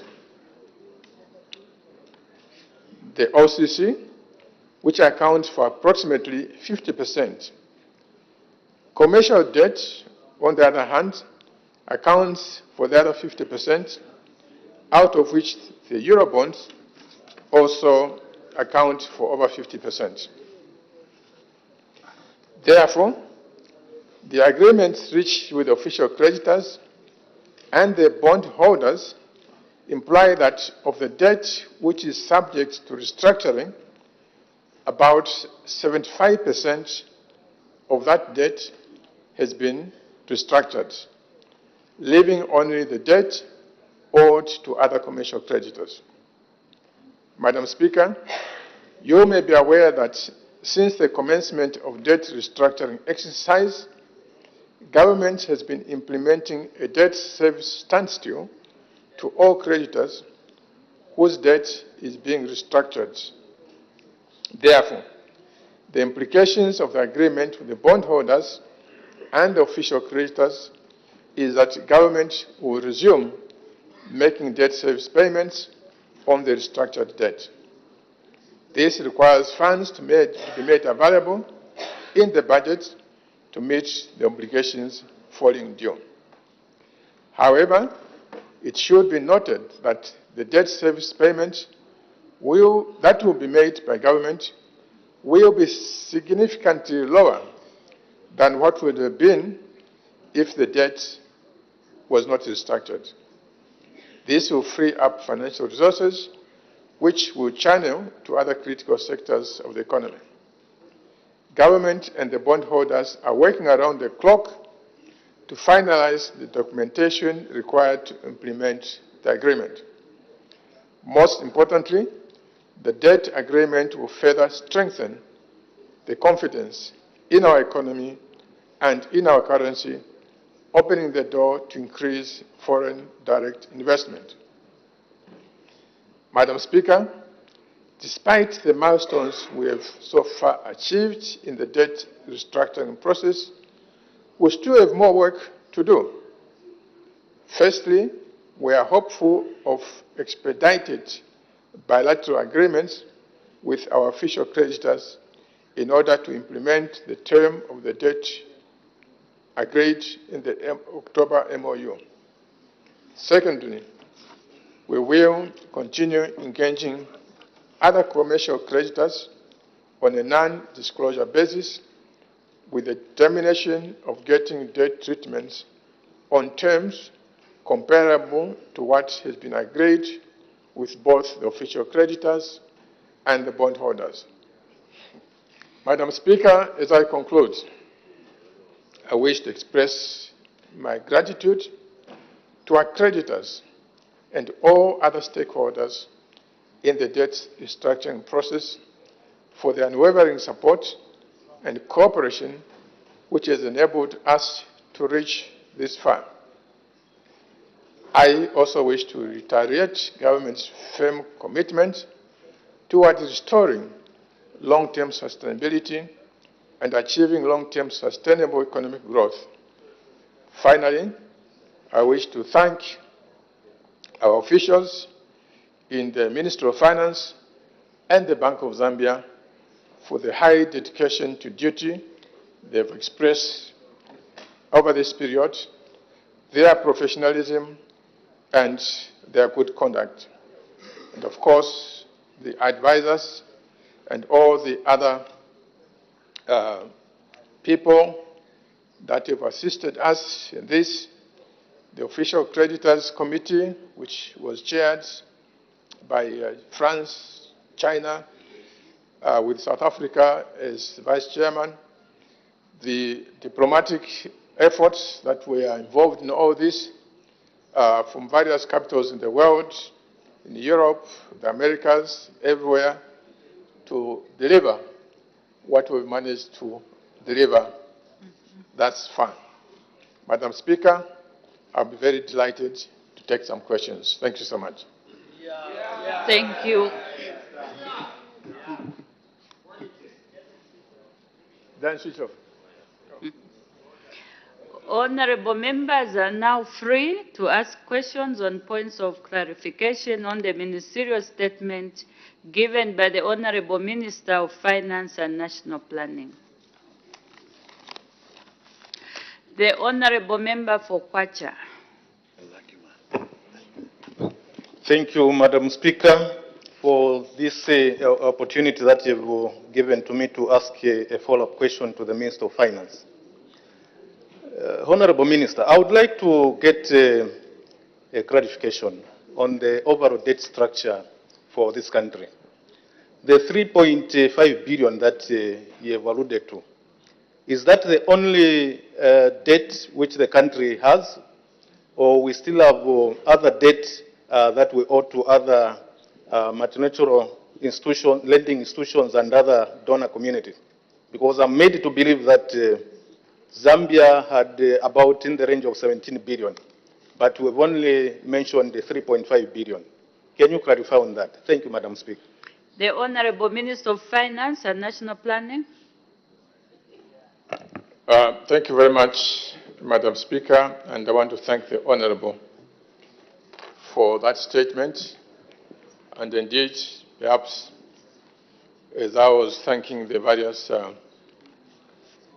partner countries, there are many more, including India and several others. Does Zambia owe other creditors beyond those that I've described? The answer is yes. Because this morning, I've spoken about money that we owe to official creditors, who I clarified to mean government-to-government creditors. India would be an example of an official creditor. China would be an example of an official creditor. So that is one category.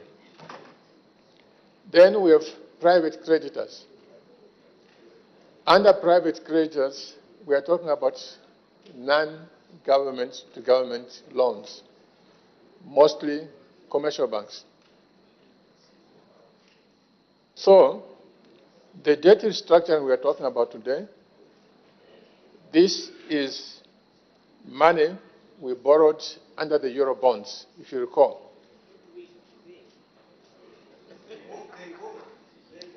Well, I've been reminded that I should say the money that they borrowed. The first of this was the Euro bond that was issued in 2012. The Euro bond that was issued in 2012 amounting to $750 million. This was followed by another one in 2014. The amount for that was $1 billion. And then the final one was, I think, was it 2017? I can't remember. It was $1.25 billion.